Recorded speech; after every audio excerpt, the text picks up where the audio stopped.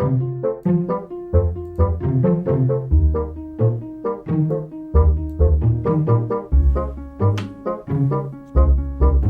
slower. Hold on. Gosh darn it. Let me get there.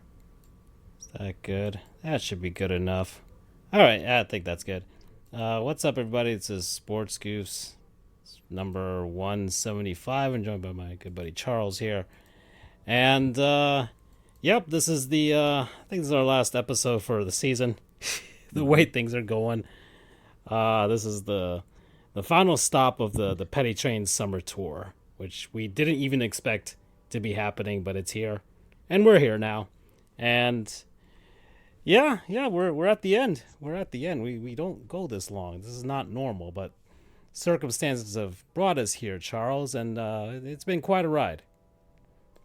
We took our trucker pills, the high caffeine, high stimulant, to endure this season. I think, given the circumstances, for anybody who's kind of not familiar with the past 5 years, we generally kind of hit the sunset like beginning of June, I would say is fair. Not even finals, like May, beginning of May, really.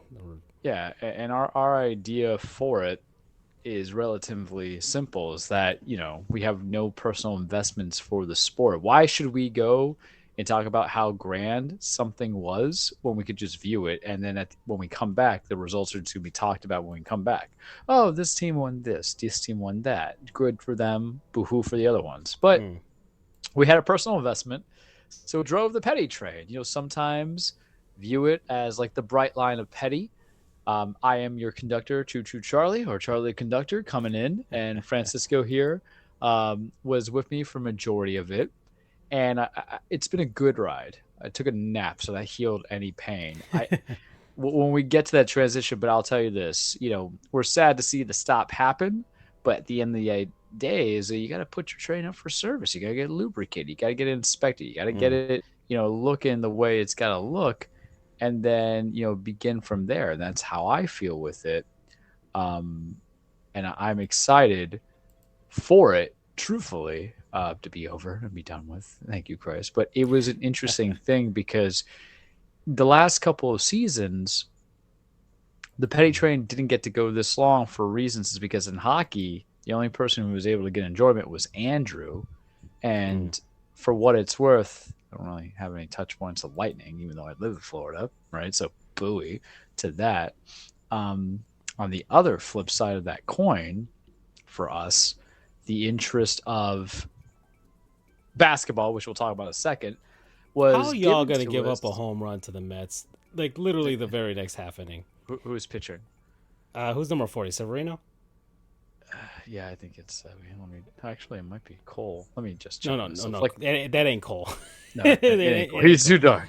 I'll be honest with you. With baseball, I think with any sport, I find people pretentious if they're just knowing numbers now. I'm too old, too tired at this point to kind of get from there. Yeah, Severino, which I'm not surprised. All right. But with basketball, we've had those things. But the last time a certain team was in a finals. Hear me out, it was during pandemic era, so that dynamic was different to assess on. So sometimes you want to see if home field advantage is real. And with baseball, we literally come back during the World Series, but no one's three teams have had any impact to be make even getting to the World Series. Sorry, Andrew, but it goes back to, if we didn't care for the Lightning, I don't think we're going to care for the Rays. Me, it's a division rival, and for you, you're going to see a Florida team that somehow couldn't have their owner fleece the county to pay for 90% of the proceeds for a new thing. So it's whatever. So this was fun and enjoyable because, you know what? Why I appreciate this Petty train, I feel like this is me just giving Petty, but I'm going to tell you guys how I'm going to lead the Petty, is the fact that it gave me more to talk about than what the fear was. Because what else happened during free agency? Or I'm sorry, during Petty train time, the free agency for the NFL. And I could not have. ESPN is just talking about Aaron Rodgers. That's all they're talking about. And that's the thing. I could not have. I would have ended the show earlier if our teams did not succeed. Hear me out. If our teams could not succeed and they were bolted out of the first rounds respectively, I would have pushed for the show being done in May, right? Because I don't want this whole going on of Aaron Rodgers. I just can't, for all the shit talk. Mm. I think I might have also found a new Aaron Rodgers. So this is where the petty train may start it. Yeah, I mean, he's at the end of his career. You're gonna have to need something new for that. I have one, and I didn't realize I didn't necessarily like this quarterback until 6 seasons in, when everybody's just riding the coattails. And then what I'm finding is that for this particular quarterback, because he's a quarterback, they're making excuses. And that's how the petty train started for Aaron Rodgers, where I just kind of, I think this was really the genesis of me being on the show, and also the beginning of my friendship with my paralegal, where I'm just like, why does everybody think this guy's so damn great with Aaron Rodgers? So how I'm going to construct my portion of the petty train is when we get off to certain stops of whatever sports we address on, I'm going to call it the petty for the seasons. Maybe give it a little thank you for allowing me petty. Maybe there'll be some humble pie, but that's how we're conducting this. This is your captain speaking. We just want to give a round of applause to such and such because it's their birthday. Instead, it's going to be, this is your captain, and I'll give you the header. This is your captain speaking, or conductor speaking. We just want to give a shout out to Josh Allen for being overrated. It's coming. That's the sneak preview, but I'll get into my element. 24.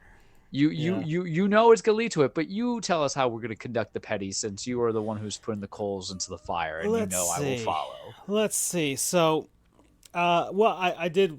We eventually, we do have to talk about the basketball, and that it's over now. It's gonna take some time. It's done.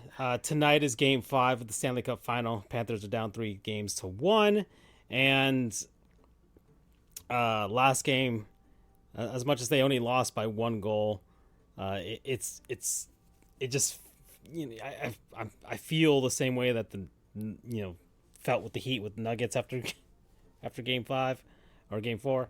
So it just feels like overwhelming at this point that they're too banged up. There's too many variables happening that are going against their way.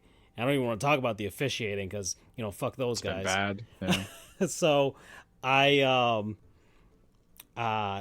where I'm at. And I've labeled this the final stop, and I don't expect us to do an episode next week, because if by some chance there's a miracle, that would be on Monday. Next Monday would be Game 7 if they somehow figure it out, and if they somehow accomplish the impossible. Not only, Charles, I will shave my head. That's on record right now. It's on receipt. I will shave my head, even though it'll grow back next week, the week after. So my hair grows back quickly. I will shave my head, and I'll have all the proof and everything for that. But also, Charles, if that does happen, we'll have a bonus episode, and it'll be the calamity. Yeah. So, and there'll be some wrestling, because I have not 1 but 2 pay-per-views for the end of June anyway. So it's Money in the Bank, and then the Forbidden Door. Yeah. So I mean, I was going to go solo on it, like I had to, because these are bigger ones. But yes, yeah, that could be. But at this point, this is planned to be our final episode for the summer.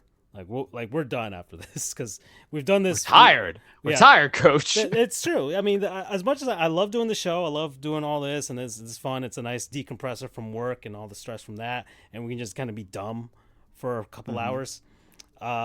You get your break from the gym, and I busted my skates a couple days ago, and I'll talk about that. But we do need a break. We do need a downtime. Baseball is happening. We'll have All-Star game and the trade deadline, all that stuff. That'll happen by the time we come back. Usually, sometime in September. That's when you usually come back. We'll be in the thick of playoff races, right? And then, and what people need to get, what I always kind of emphasize about why I like bailing when the finals happen for any sport. I'm gonna tell you why.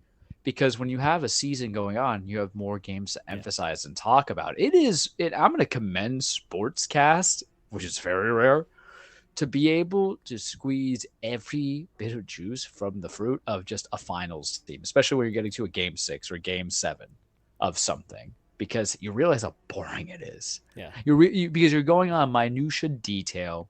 You're literally talking about not highlights anymore, but he shot a 3 that was contested. But what happened if it went in? Yeah, the speculation comes in too. We're we only wonder about certain things, Yeah. and then because like basketball, and I'll speak to basketball because I don't have hockey Twitter that much. I really should like pick one and go and follow through. But what I've been seeing a lot of is the insight has been from players who don't even remotely come close to being in the finals, giving their 2 cents. Trae Young, who was talking a lot of mad shit. Next year's our year. And I'm like, this is not what I want to talk about and debate on, because the old heads who need ratings need it. We don't need ratings. We got enough money for a couple of Taco Bell cash outs, probably. I don't know. We don't care. This is just for our enjoyment. So that's why I don't think people understand. And here's the fun part. We did this with no sports for 9 months, and it was exciting. Now I'm just like, no. We're the NBA Finals, screw this. We're the NHL Finals, screw this. We're the MLB World Series, screw this. Yeah, Super Bowl. Yeah, Super Bowl's so easy. We usually take a break around December, and then we usually come back like in the middle of the NFL playoffs. It's just like, okay. Yeah. And then, we don't like talking about free agency unless it's really just dependent on our teams. And even then it's like, it's speculation. Who knows what happens? And it's just like, okay, whatever. I don't care about the baseball winter meetings. Because don't worry, we're gonna talk about free agency here. I especially don't care about prospects. I can't. I don't care about any prospects for any of my teams. Oh, this guy's doing great in AAA. This guy's doing great in the AHL. I'm like, all right, cool. Yeah, sure. Let's see what happens when he gets here. We'll see what happens if he's even on the roster and we don't trade him for a known player. It's so weird like that. It's boring. So that's that's the plan. Final episode today. Next week, bonus episode of the Panthers somehow pull it off, and we'll have the calamity and I hope so. Stage with Charles. This is kind of like the best way that this could have happened. This is the last one, but if the calamity happens, that's why it'll be a bonus episode, because I won't even label it under episode 176. It'll just be a bonus episode because it'll be, gosh, man, it'll be like the Festivus episode of Seinfeld, Yep. Just me airing grievances and just pulling out receipts and just going from there. Y'all losing to the Mets. Come on now. We are very injured and our pitching's bad. I'm not even mad where the season is, because when I say the injuries, I'm literally talking about our legitimate starting pitching. Yeah, that's all I'm on. So, well, for today, so I did want to talk because it is not E3 season right now. Mm-hmm. So we always do talk about gaming at some point, and so now is a good chance for us to do that. And we'll go through what was shown over the last week, because last week was basically it for all the third parties and Sony and Microsoft, and Nintendo hasn't done anything this summer, so we have they'll probably do something. I mean, they usually do something like in July or something like that, just kind of get ready for the like July or August. That's when they usually have like a big direct, and that's when we're usually back. It's like, all right, let's talk about this. So they already just shot a massive wad with the Zelda. So they ain't got nothing else for now. But we'll give you the Zelda update, but it's not going to be 50 minutes. Yeah, it's not going to be 50 minutes. We'll do Zelda update, and then we'll talk about where we're at with hockey, and then maybe I don't even know about baseball, but and then wrestling, and that's it. So, but let's do the gaming. Actually, let me just do the hockey. Let me get out of the way, because it's get out of the way. Get out of the way. I mean, it's going to be closer to 8. It's in half an hour. And it'll start happening, and I'll have it on my phone on the side watching it, and I will, I don't feel any, I feel surprisingly numb today, Charles. I'm with you. Yeah. So I'm not sad about the Heat. They gave it a ride. That's all they could do. It's just, get Damon here, let's get one more guy, and think we can get it over the top. But aside from that, man, good job for the Heat. It's fine enough. But yeah, I went to Game 3 of the Stanley Cup Final, so that happened over the week. That was enjoyable. I went with my dad. We got a big giant hockey helmet full of nachos, so that was pretty good. I did feel it the next day, so that destroyed my innards, but it was pretty damn good. Of course, everything kind of coagulates at the bottom with the cheese and the meats and stuff at the bottom, so that was pretty good. And it was great. Brought 2 rats, one for me, one for my dad. Got to throw the rats. I was hoping I would not go home with them because I've been holding on these 2 rats for a long time. It was the presentation was nice. They brought in some extra stuff that I know they don't do during the regular season. That's probably not the Panthers equipment. It's probably from like the NHL or something to make things nice and really nice and you know, all spruced up for the final. And I'm hoping that they do some renovations to the arena to kind of make it more flashy, because a lot of, you know, I mean Vegas puts us to shame with regards to the presentation and everything like that.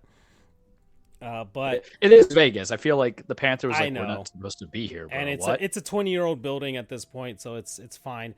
But you know, just let's improve some presentation stuff, some better speakers, better few things out there.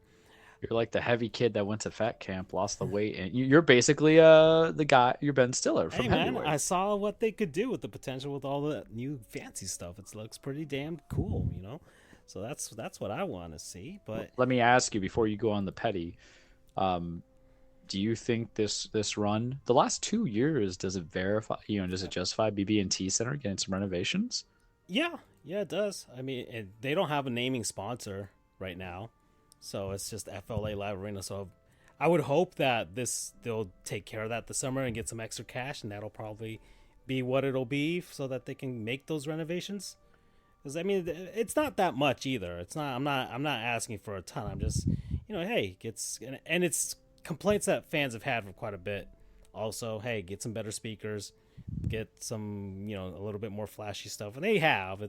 They got lights going on the handrails now, and LEDs lights along the end board. So it's gotten better, but they'll figure it out. I think one more round and that'll be it for modernizing that building. And you know, it was, I mean, packed to the brim, standing room only. I got to see a Stanley Cup final game. I've seen NBA finals, Stanley Cup final. So I'm still missing a World Series and a Super Bowl. So that's pretty cool. I mean, that's all I need. But aside from that, the game happened. Game 3 was cool because we won, of course. But even then, man, we were getting called with so many penalties. I swear, man, I'm completely irrational fan right now. But I'm not alone when it comes to this, Charles. There's anybody outside of Vegas, and even some, you know, fuck y'all from Toronto too.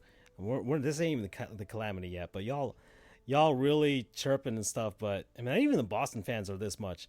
It's really the Leafs fans, man. It's the same thing. Knicks fans are kind of chump. No. Save that. Okay, we'll get there. But I made a note. I set a reminder on my phone to talk about Knicks and Leafs fans, but we'll start with the Leafs fans. But yeah, let's go with the Leafs. I'll poop on the Leafs with you. I have something special, you know, for the NBA people. Leafs fans are just really, they really hate the fact that that we keep bringing up the "We Want Florida" chants that they were doing before we eliminated the Bruins, and they're like, well, there's two camps. It's like, one is like, well, that was your biggest accomplishment, you know, whatever, this postseason. It's like, y'all haven't done anything in 50 years when there were only 6 teams in the league, all right? And you know, that's one. And then 2, they're like, oh, but there was another group of people yelling, "We want Boston." It's like, y'all didn't want Boston.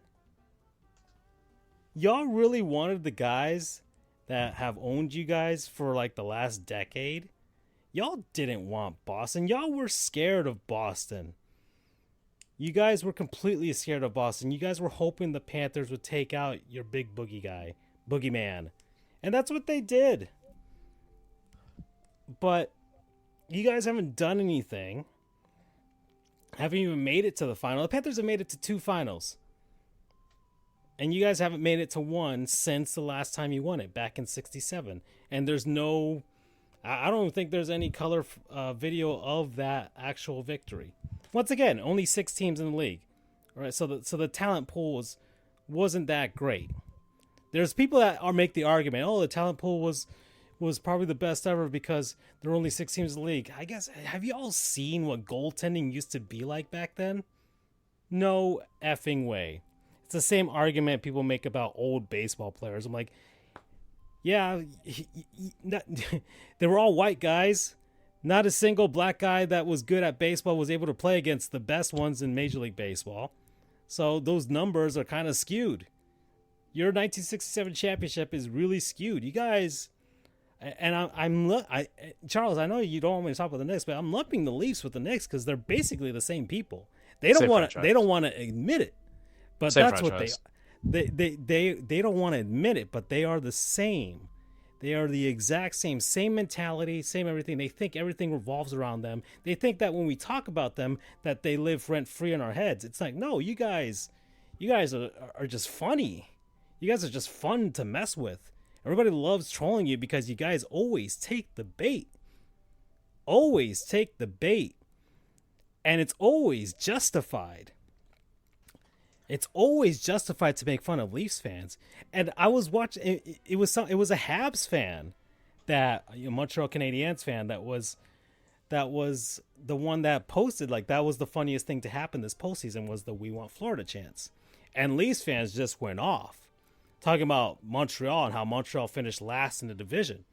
But Montreal went to the Stanley Cup final 2 seasons ago, and Montreal has won a Stanley Cup championship, has won several since the expansion of the NHL, but after there were more than 6 teams. So they've been able to do it, and they've been able to construct teams that have actually been able to do stuff. And they're the New York Yankees of the NHL. And once again, y'all ain't even the Boston Red Sox of the NHL. That's the worst part of it. I can't say that the Leafs are the Red Sox equivalent of the NHL because they're not. They are not. Maybe the Chicago Cubs, because it was a long ass time before they made it, but y'all are the Cubs in the middle of a 116-year drought. You guys haven't even made it halfway there. So enjoy the next half century before you guys win another one. Leafs, I mean, sheesh, man. And they're just pissed off because they have a shitty Toronto Blue Jays team. This is very good, Petty. This isn't even the calamity, but I'm just saying, I got to talk about it. I mean, this is the petty train. So here's the thing: there ain't no trains. There ain't no trains in Hyrule. Oh no! And this is just me containing myself. Once again, these are just like now. These aren't moblins. There's a Lionel, popping out now from the chasms, from the depths. Right? There's a Hinox now from here and there. But we haven't. This isn't the calamity, Charles. We don't know when it's going to happen. It might happen next week. It might happen next year. But it'll happen. In any case, that was my thing on the Leafs fans. Okay. But aside from that, we're here at the end. The Panthers, house money, Charles. That was your other theme for this year. House money. The Panthers and they're playing Vegas, which kind of also makes sense with the theme. They're letting it ride. They're all the chips are in.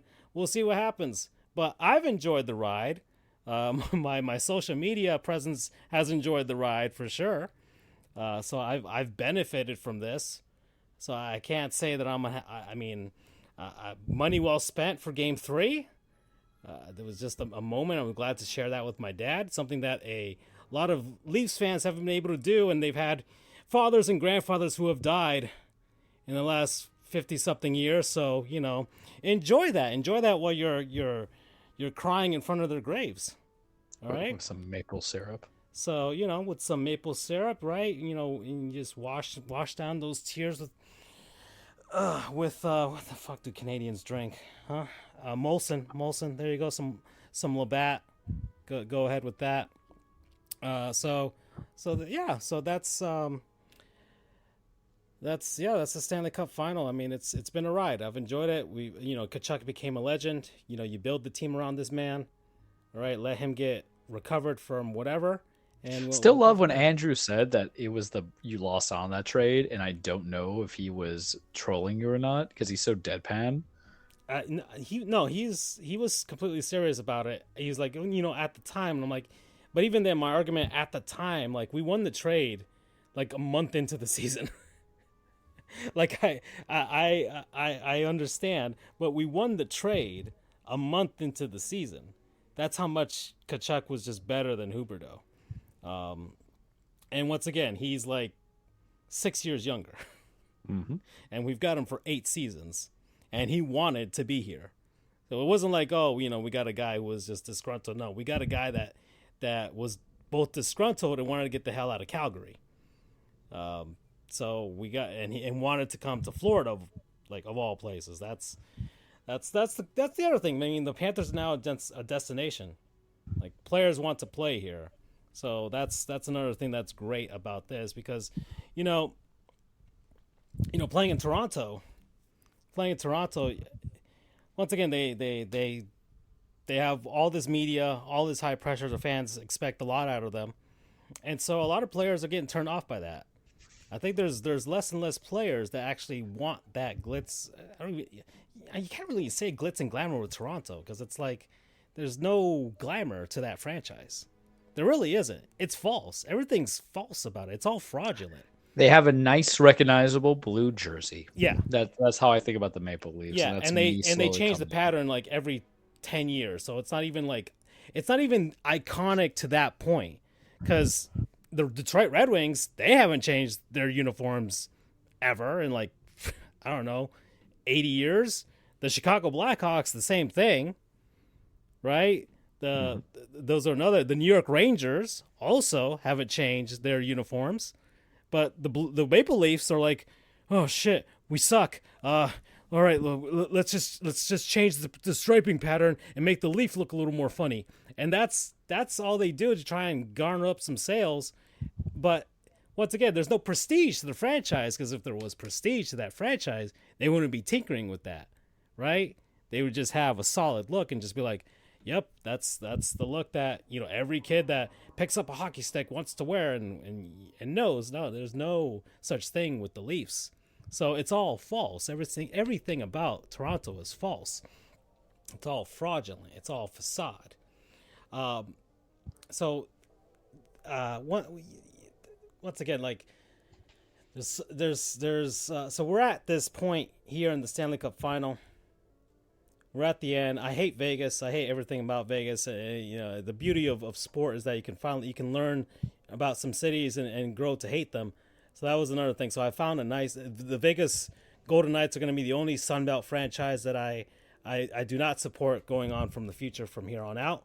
If they do face a Canadian team in the Stanley Cup Final, I would actually cheer for that Canadian team. I'm not sure about the Leafs, though. But we'll see. It depends on my feelings after that. Maybe some time will help me decide. But regardless of that, that's my feelings about Vegas. The Oakland A's fans are going to do a reverse boycott today.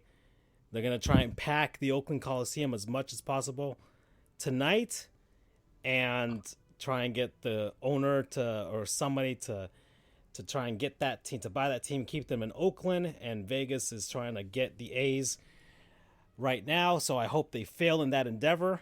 They already got the Raiders, but the Raiders are a shit franchise, so really, did anybody win there? I don't think so. It just became a glorified home game for every other franchise out there. And I can't even say it'll be that for the Vegas A's. Like, yeah, I guess maybe the first couple seasons, you know, people will fly out to see their team, like the Yankees or the Dodgers, especially the Dodgers, and the Giants go face the Vegas A's. But aside from that, it's just going to be a glorified home game for all those franchises, really. You're getting a shit franchise, too. You think the A's just going to suddenly spend money? Yeah. And have like a $200 million payroll? I don't think that ain't going to happen. Stan Kroenke, or Croak, whatever you say his name, is not going to go and buy this team for you. He already has enough teams. Yeah. They're still in the same division with Houston. That ain't going to change any, like that. That's not going to, that dominance in the West ain't going to change anytime soon. The Texas Rangers are suddenly good again, right? I mean, without Jacob deGrom, who they broke my boy. Yeah, well, I mean, he was already broken, so it's not like nothing new happened there. But there's the petty with Vegas. Fuck all those guys, and they also circumvented the cap, which is something that I hope the NHL does look into in the future, because it's allowing teams to hide everything on a long-term IR. And I know it's something that they negotiated in the collective bargaining agreement. Don't set that to Andrew. 2019, we didn't do it. I get it, but there's got to be some sort of competitive balance there, right? There has to be. I would say, just with regards to guys, maybe not even I don't know. There has to be a cutoff. There has to be like a cutoff time. If your boy's not back like a month before the regular season ends, then he ain't coming back for the rest of the season. Maybe that's how it should be. We can't have guys just magically return, a week before the playoffs start, and or during the playoffs. I don't think that's. I think that's probably fair enough for me, going forward. Anyways. There's a stream of consciousness happening right now, but it's the petty train. We're going choo-choo right now. Aside from that, I don't know. There's Game 5. We'll see what happens. But that's it for hockey. There's nothing much else. I don't care about the draft or anything like that, and stuff like that. But I do want to talk about gaming. All you can talk about, I'll leave it on hockey because my pettiness, can only extend so far. It will change with NHL 24. Which is my favorite running joke, because me, when the day comes, I'm like, how much money do I have to pay for this? Oh boy. All I can say is for ownership over in the Panthers, because when I used to live in Miami, I lived in Miami 4 years, and I had South Florida touch points, so there was a connection when I moved back up for a good portion of time. So we'll call it 5 years. So it was this year. The last 2 years, you've had something. So, just spend whatever money is relevant to spend, either bring in fans, to pay current players, or to make teams better. Don't be pathetic in your petty. Be good in your petty. Get the revenge petty of being better the following year. It's hatred. It's petty is a beautiful life source. Yeah. I mean, the ownership's done pretty well with regards to spending. They're not. Is anybody due up for a contract? I mean, there's a few guys that are going to go into free agency, but none of the big ones. They've locked down pretty much everybody else. Ekblad and Barkov and Verhaeghe and of course Tkachuk. He signed an extension as soon as he was traded here, so they got that done real quick. And we got a good GM in Bill Zito. The man is genius. He's the best GM the team has ever had. So that's. I think the team's in good hands with regards to the front office. We'll see. We'll see what happens. But they've made it this far. I just don't know what'll happen come the future. But I just do feel like they got it together. That's why they've made incremental improvements to the arena and stuff like that. They'll find a way. They're gonna finish up that new practice facility. That'll be. I don't know if it's next year that it's going to open, but I think there might be some setbacks, but either next year or the year after that, they'll finish their new practice facility. So they have spent money on this team. So there's reports of no. Wait, can I? Because I checked the Twitter feed. There's reports of no Matthew Tkachuk tonight. What is going to happen? So. Tkachuk's shoulder is all messed up. Much like another South Floridian player who's a star player who had an injury, but we don't make excuses. But continue. Yeah, his he's out. He is out. So it's a shoulder. Damn. Yeah, they probably looked at it after game 4 and saw it, and they're like, if you go into this game, we're gonna get sued. No, well, not that, but they're like it'll be a long term. Like maybe it's too big of a risk to have him go out there and play and, risk his future career, to his arm. Like, hey, sit it out.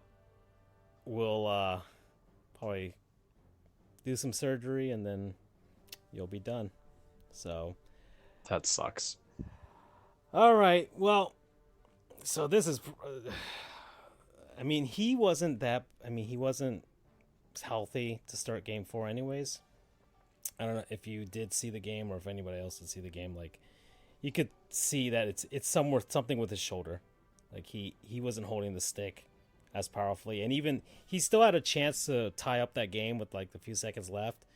And he did try and shoot the puck and it hit the goalie's leg, but he didn't have any lift to the puck. He couldn't lift the puck. If he had lifted the puck, it would have gone in. So he just doesn't have any strength in that arm anymore. So he's torn. Something there is torn. Yeah. Something there is torn, and he doesn't have full range of motion with his arm. And I'll tell you, it's so they probably didn't ask. They probably didn't want to say it. They probably were trying to see if, like, by some miracle, he could recover enough by game time.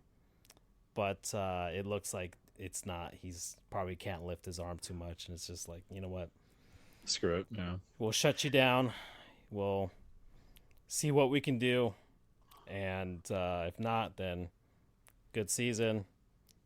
Get surgery. Try and have you back by the end of the summer, or maybe at least somewhere early on in the season.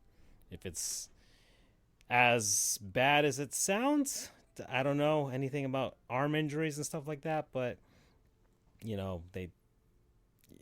those take a while. And I'll tell you, it's the smart move because these seasons going to the next season are so short that the injury that he would have will probably take him out of rehab, until a lot later into the beginning of the new NHL season. So, I don't know. We have this sick machismo culture, macho culture, that happens in sports. Like, you get played through injuries. And that's literally what it sounds like half the time. I don't know if you get that with hockey when guys play with no teeth. I just respect them in general. But you don't ever really want to take anything because there's a difference between pain and permanent damage. I have pain in my back for squatting 205 yesterday. I have popped part of my back out for trying to do like military presses, and I was out of commission for like a week, and I'm not built like some of these guys who have more injuries. So for someone to have a shoulder, which is devastating, if you ever hurt anything with your arms before, I'll still take an arm pain over a foot pain any day of the week. For it's just no bueno from my time doing the basketball. But I it just sucks because of how the importance of it. And you do believe that guys want to be out there for their team, as hokey as it sounds, but it's just the right move. He's done everything that you can. The same thing with Jimmy. It's the same thing. They both laid every single bead of sweat, blood that they could put out there, and it's over. It's over. So, fantastic first season, Kachuk. We won the trade. So There you go. It's probably the best trade in franchise history, really, because I can't think of it is the best one. All right, well, we're at 40 minutes, and I do want to talk about some gaming, Charles. I think we can do that for 20 minutes, and then we'll get to the NBA, and then we'll get to the wrestling, and then we're done. All right, so this week or last week was Summer Games Fest and a bunch of other non-E3 stuff. So the E3's dead, but we do have, I guess, it's still a good time for gaming companies to kind of just announce stuff because really it's the summer. There's nothing really going on, and you want to hype people up for the holiday season, anyways. So here we go. So let me get this game. You guys are losing 4-1. What the? Come on, man. Look, man. I can tell you. I'll interlude on the petty of the Yankees. Everybody's hurt. That's what it is. It's just fine. All right. But this is good ammunition to do what I've been wanting for a long time. Fire Aaron Boone. Yeah. That campaign's coming back when we come back, kids. I promise you that. can always keep Cashman because the idea is like who has 20 years plus of knowledge of almost 30 years plus of building real teams. Yeah, that's You true. know, you keep the team. She's gonna be a different manager. You would be. There's a reason why Billy Beane's always in Oakland. Yeah. Because say what you will, it's not an if ownership gave that man all the money, I would be afraid as a GM. But go ahead, let's do the game. All right, so I'm just gonna use this. I said this to you before. Catherine Castle from Rock Paper Scissors. She had a live blog going of like all the announcements from like last week. So this is a good thing for us to kind of scroll down by, and we'll see what we have here. So let's see. So we have Star Wars Outlaws. Which was I saw it was a CG trailer. I mean, what can you? I don't really have any idea what it's going to be, right? They say it's going to be open world. Okay. I think it's a good plan to run on like the Jedi Survivor stuff, which I haven't played yet. But yeah, I have one of the games, but I haven't touched any of these Star Wars games. I have like 7 or 8 of them. I just not. I'm not a Star Wars guy, but they're there. Let's see. So we got that Assassin's Creed Mirage, which a bunch of commercials and stuff I've seen for that. That's coming out later in October.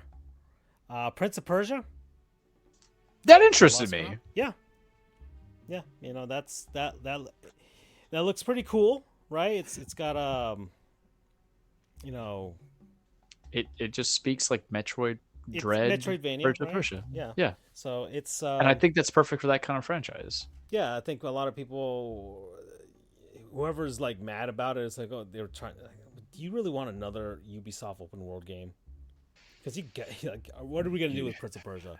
It's literally gonna be an Assassin's Creed reskin. Exactly.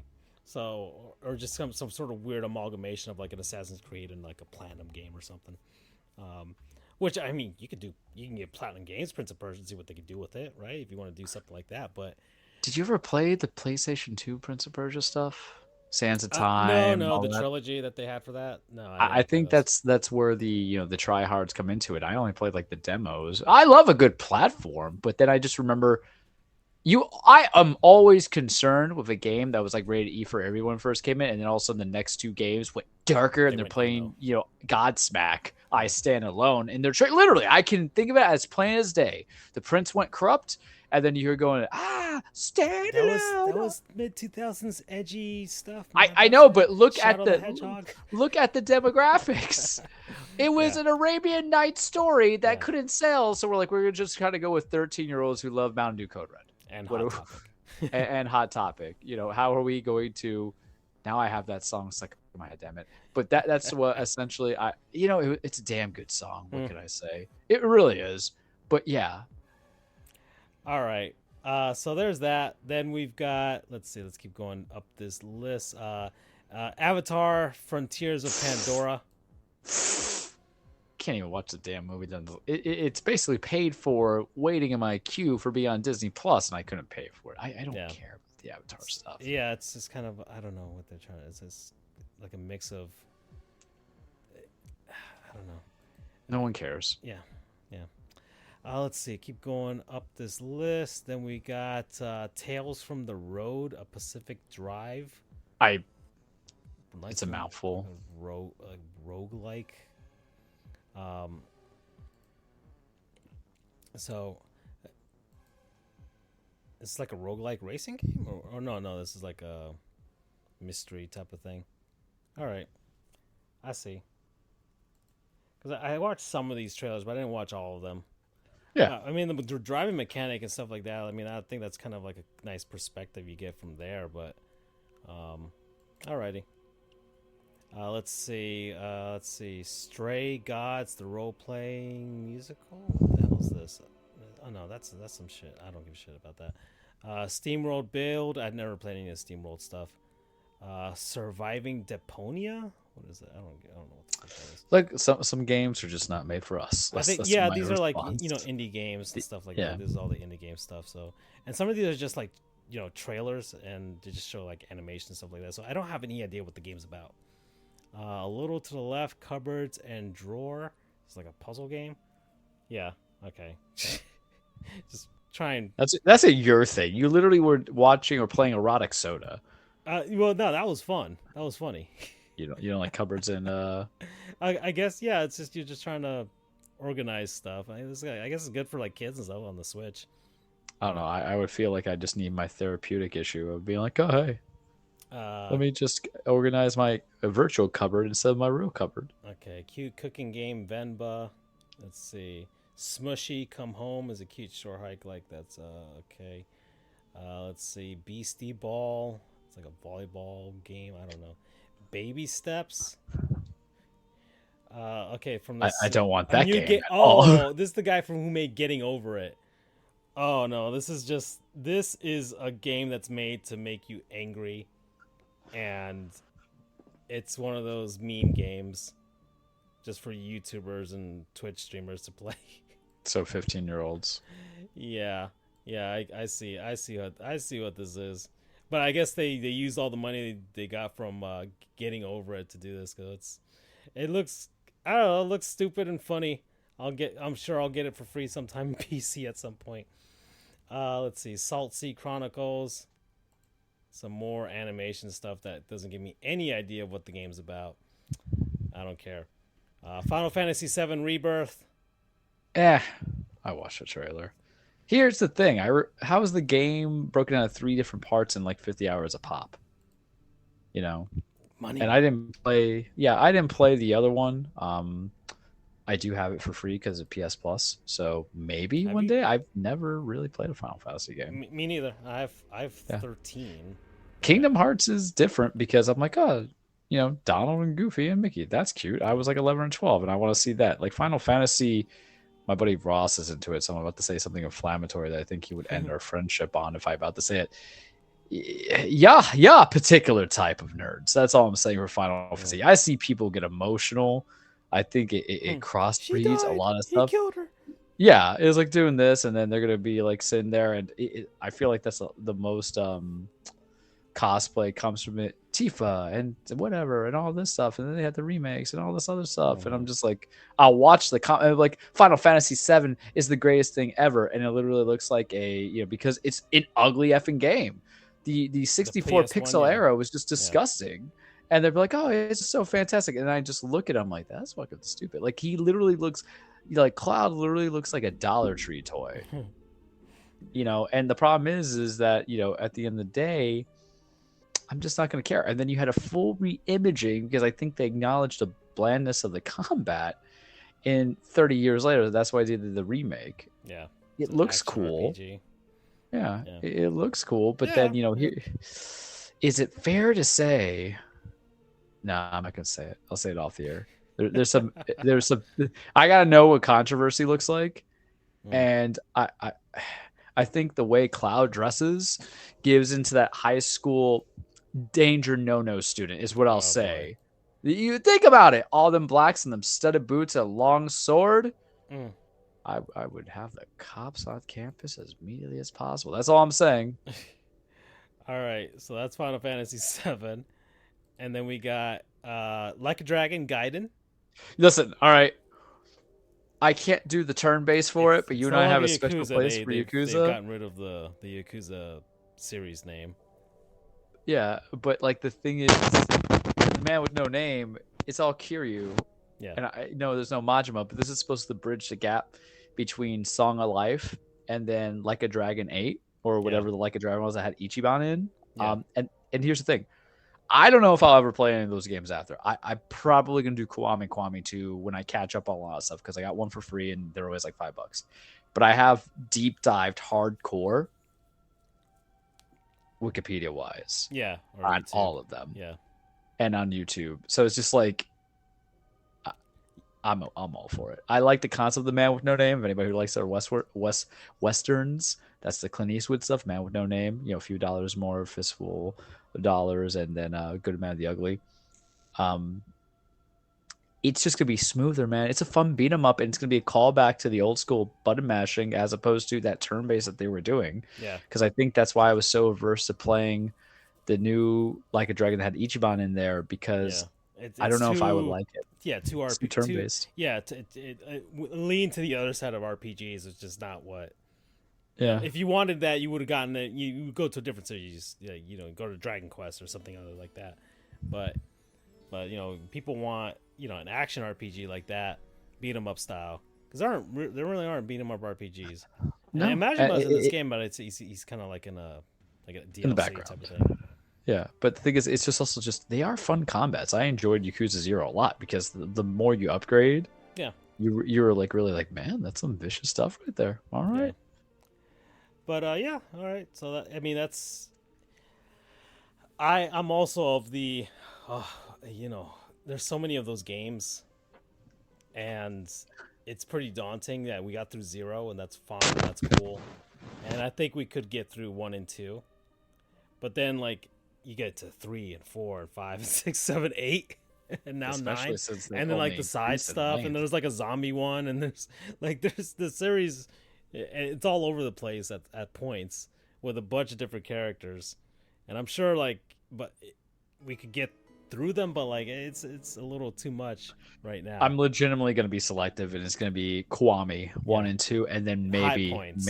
yeah, maybe I might play like Song of Life that just transitions to the passing of the torch. Yeah. From And if Kiryu. we ever get any other free games, maybe right. If they'll probably give like 8 away like a dragon.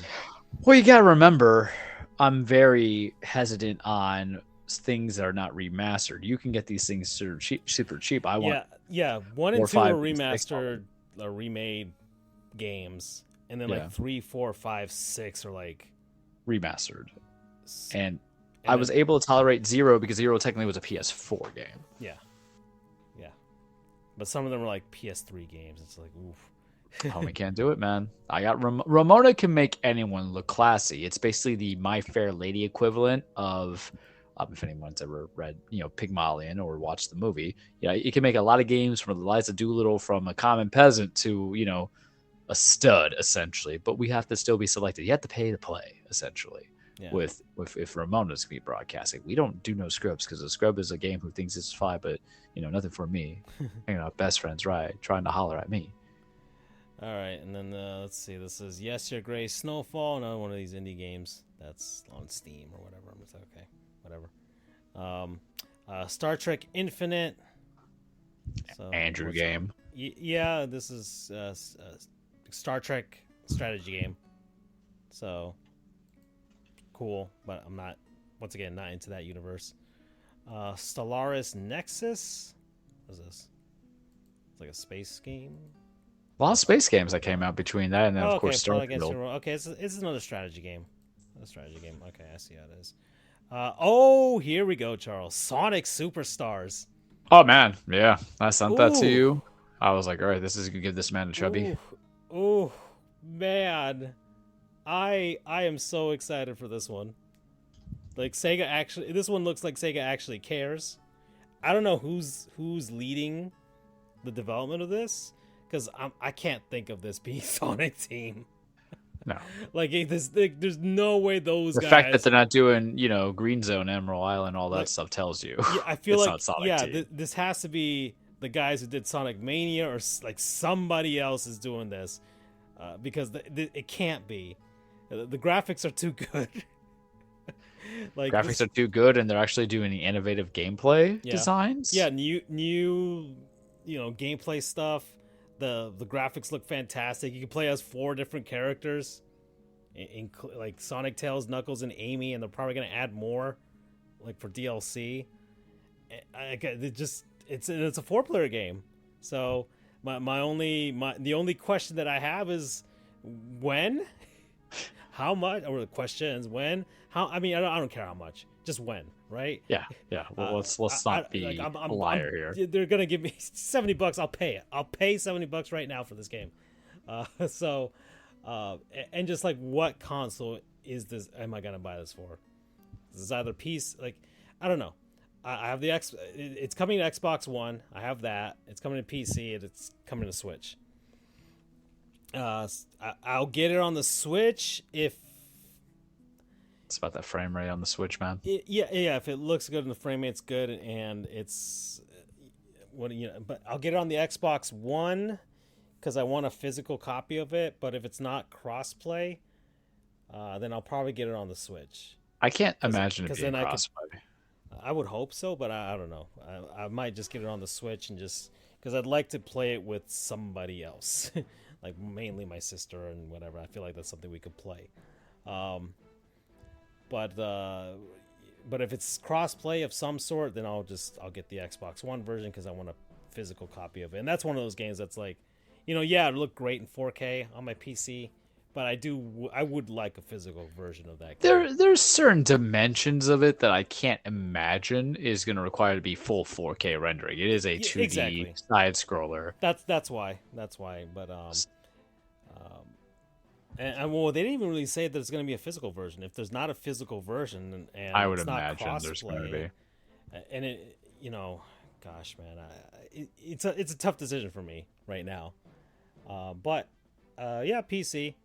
If not, if everything kind of goes against everything, then I might just go for the PC version. But okay, let's just do that. But yeah, looks fantastic. Looks great. I'm happy. Thank you, Sega. Thank you for caring about Sonic, for all that money you made from the movie and Sonic Frontiers. Yeah. And I tend to play a lot of the Sega stuff or Sonic stuff, surprisingly, the last couple of years. I loved Mania, though. Mania was a real treat for me. Which is why I'm hoping that some of those guys that are working on that will work on this. Let's see. Alan Wake 2? Yeah, I'm in it, man. Like we got a problem because I have literally planned in Remastered as my first one to be played, or the first one to be played after Zelda, because Spider-Man 2 really bungled a lot of spooky season that is top priority, because I also have to find time to play New Plus on Spider-Man 1. But I got really hyped up. I looked at the gameplay stuff. I looked at reviews. I watched the trailer. I watched the gameplay trailer because I remember used to playing the first Alan Wake with my boys. It was good commentary games. It's like horror. And Remedy makes games I like. I loved Control. I love the Max Payne stuff. 1 and 2, they're going to do a remake of that. They didn't touch anything on 3 because Rockstar bought it out. And I, on a personal preference, I do like, 2-degree true crime or detective shows, not like Law and Order. I'm talking about like, real-ish, not the stuff that's like what your prototype stereotypical American person might like. We're like, oh, and then he killed her. I'm like, no, I want story-driven like True Detective or The Shield and The Wire. And I'm like, I can kind of do my own plans. A game that I love playing was L.A. Noire. And I think they said they'll have bits of that where you try to puzzle in things together. I'm like, yeah, I'm a big nerd for that. Yeah, Daddy wants. Looks good. It looks fun. I like the and it looks scary. Yeah, well, I mean, that's good tension. Coming out good in tension, October, right? So, plus it's been 13 years, man. Yeah, and yeah, I'll probably get. There's gonna be sales for this, and I'm holding out on actually buying it because Remedy's given away Control before. Mm-hmm. And I feel like they would give away the first Alan Wake remastered. Yeah, I can expect that. Like a week or 2 weeks before this one comes out, to like entice people. Like, hey, here's this one. Maximize your full profit here for 1 month of loss for a purchase of something that's like $50. Exactly. So I would do that. So I'll wait it out, see if they do give it away for free. If they don't, then I'll look for a sale for one, and then I'll try and get through that. But yeah, it looks good. Looks great. So that's on the radar. Let's see. Let's keep going. Then let's see, Sandland. What the hell is this? Is this like a Dragon Ball? Oh yeah, Akira Toriyama. Okay. So he's the character designer here. Does he do stuff for Dragon Quest? Because every time I see those things, I'm like, Goku? Yeah, he did. Yeah, he did Dragon Quest also. That's why that was basically like the compromise of like, there's no Goku in Smash, but here's a guy that looks like Hero. Yeah. So yeah, this is another action RPG, and he's the character designer for them. So, all right. So if you're into that, more JRPGs for you. Let's see. This video is age restricted. What the hell is this? What is this? Oh, Mortal Kombat. Mortal Kombat 1. Fine is my answer, that I always give. I don't think I need it really. But I do need like I think it comes out September. No, when did 11 come out? Like a year and a half ago, 2 years ago. No way, it came out Yeah. 2 years ago. It was like Yeah. 4 years ago now, right? It's got to be. I'm gonna check. Maybe it was. It's gonna be like a 2019 game, I think. All right, so Mortal Kombat 11 came out April 23rd, 2019. So yeah, 4 years ago. Okay.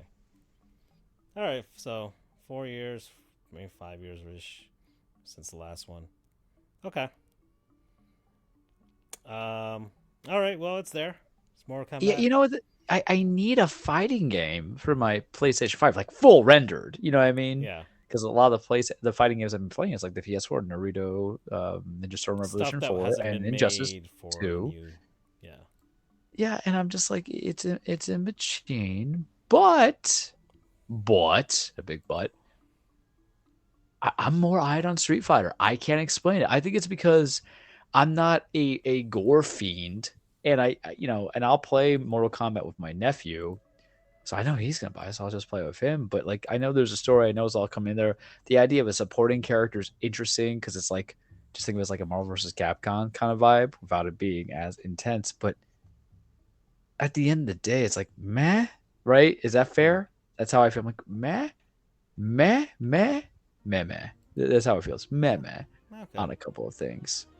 Alrighty. Let's see. So, Mortal Kombat 1. They show another Prince of Persia trailer. Saw that. Looks good. Oh, it's Freddy. Hey, Freddy. Hey. I didn't see his message there. He goes and says, I'm best at space and Fang. I would have hoped to be here sooner. My friend made a character with a big butt in Street Fighter. Maybe I want to make big butt characters too. And I don't know if I get that in Mortal Kombat. Like, if you like the fatalities, it's fine. And stuff with costumes, but aside from that. Well, my thought process with like Mortal Kombat is like, I'm really just there for the fatalities, but once I get the fatalities, I'm going to say, okay, so what? What's my legitimate payoff? Yeah. Well, and that's why they try and entice people with the guest characters as well. We call her Big Booty Freddy. He put in the chat. She got big booty, so we call her. So I'm just going on 2 games on that. It's always like, I mean, the round of like the outside character, the third party characters, right? So yeah. Last one was it Terminator, RoboCop, and now they want to do like Homelander, Rambo, and Spawn, right? Those are the 4 that they got. But if I may speak, yeah, Homelander and Captain or Omni-Man. Yeah, if I may speak, I don't care about the boys. I think the show's overrated. 2 seasons was a struggle, man. And getting to this juncture, I couldn't even watch season 3 yet. Like, maybe at some point, but I don't want the supporting stuff. I rather, if I want to have licensed movie right characters, I'll wait until 2024 when they release Multiverse again, that WB game. There you go. You know what I mean? Like plain simple, kids. Alrighty, so there you go. All right, let's move on. That was let's see, those games. Blah blah blah blah blah. Blah blah light. So it would be different. Then Crypt Custodian might be up your street. Another Metroid like something like that. So all right, well there's that. That's on Steam. Let's see, Little Guardsman, more indie games. Pizza Possum. All right, so this is like one of those co-op whatever games. Okay, let's see, Corpo Nation, storing process like Papers. Okay, Papers, Please. It's like a work simulator type of game. That's what that's about. Let's see, Jump Light Odyssey, Space Colony Roguelite. Ugh, that's already turning me off. A lot of these are like indie PC games right now. World of Horror. This is kind of like a retro text-based type of game. ASCII art style. Lexaman. Keep going. Dwarf 12 Europa. Let's see. Colorful Geely vibes. Forgotlings. Okay. Now that's what was there for that. I mean, then she stopped. That was the not E3, I guess, Summer Games Fest type of stuff. But Sony had their own thing, right? I believe, yeah, they had. Well, the state of play. they had stuff, and that's how they introduced the Mortal Kombat. All I cared about was Spider-Man. I'm just. Do I need to say? Yeah. Do I need to say? So I was tardy to the party on Marvel Spider-Man because I have been burned by games that have been hyped up off a licensed rate, and I actually, didn't play because I think it's Insomniac who did Spider-Man, if I'm not mistaken. I didn't play. No, it wasn't Insomniac. It's whoever. I don't need to go down this deep dive. I just didn't play it immediately. I ended up playing it when, it had been out for already a year or so. And I remember my coworker at that time was like, what? You never played it? And I don't want to just web sling around. Yeah, it was Insomniac. I'm like, I don't want to just web sling around. I'm sorry. I don't want to just web sling around. I want something that's compelling. And he's like, Charles, I don't know how he sat me down. He was my intervention. He goes, you're an effing idiot. This game is everything that you wanted to be. And man. Did you think it was like the Spider-Man from like the PS2s? I'm not gonna lie, yeah. And I've played Spider-Man games. I've played Spider-Man games, a multitude of them. I remember the PS1 Spider-Man that I played, and I thoroughly enjoyed it, where, Doc Ock gets infected with like Carnage and goes from there. I played the Spider-Man movie game, the first one that came out with Tobey and Willem Dafoe. I played two. I tried the third one. It was not good. I played Amazing Spider-Man on the GameCube, which was the ultimate first. I played Spider-Man Web of Shadows. Yeah, it was that one where you get to play as multiple Spider-Mans. We know I love him. I attribute so much of them. And that's why my hatred of No Way Home, where I'm like, I know canonically it's an 8, but I just can't support this. So then I played this game, and then I was like, I just sent him a text message. I'm so sorry that I am stupid. This is on me. Yeah, it was Insomniac who did, Spyro, Ratchet and Clank, and Resistance. I didn't play Resistance. That was the thing. But I was like, I'm so sorry that I'm stupid. And I'm very glad I did. So, what I put in the chat, and we can never make any of you guys privy to what we put in the chat because I'm probably going to get a lot of trouble. But one of my favorite things to do is like, Daddy's going to hump.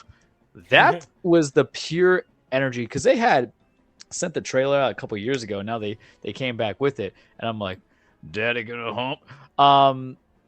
So I'm excited because I played the Marvel Spider-Man. I played the Marvel Spider-Man Miles Morales game, which I felt was a sequel. It was Insomniac. And Insomniac, I played Rift Apart earlier in the year. So, it's going to be the year of the Insomniac for me. It's a day one buy. I saw Peter in the Venom thing. I have a theory of who Venom's actually is because they say it's not Eddie Brock. Sure. I played Arkham Knight, guys. I know when I'm being lied to. There's too much stand up, but if it's not him, I'm going to say it right now. So I'm writing about predictions. And you guys can go for me and say it. Is that my prediction? If it's not Eddie Brock, it's Norman Osborn. Suck it. Yeah, that's all I got to say. I don't care about Final Fantasy 16. Maybe I'll play it for free. I got Final Fantasy 15. I don't touch it. But I'm just saying. Capcom had a thing today, or the other day. So did they? Yeah, they had a showcase. So let's see. They had Dragon's Dogma 2. Man, that's a callback. So so they're making that. They're using Capcom's Resident Evil engine. Look, that's a good engine, man. Okay. I'm just saying. Let's see. So Dragon's Dogma 2, Ace Attorney Trilogy, Apollo Justice. I sent you that. I never played them, but me neither. They're cute to me in that sense, Pragmata? I don't know what this is. Ghost Trick Phantom Detective.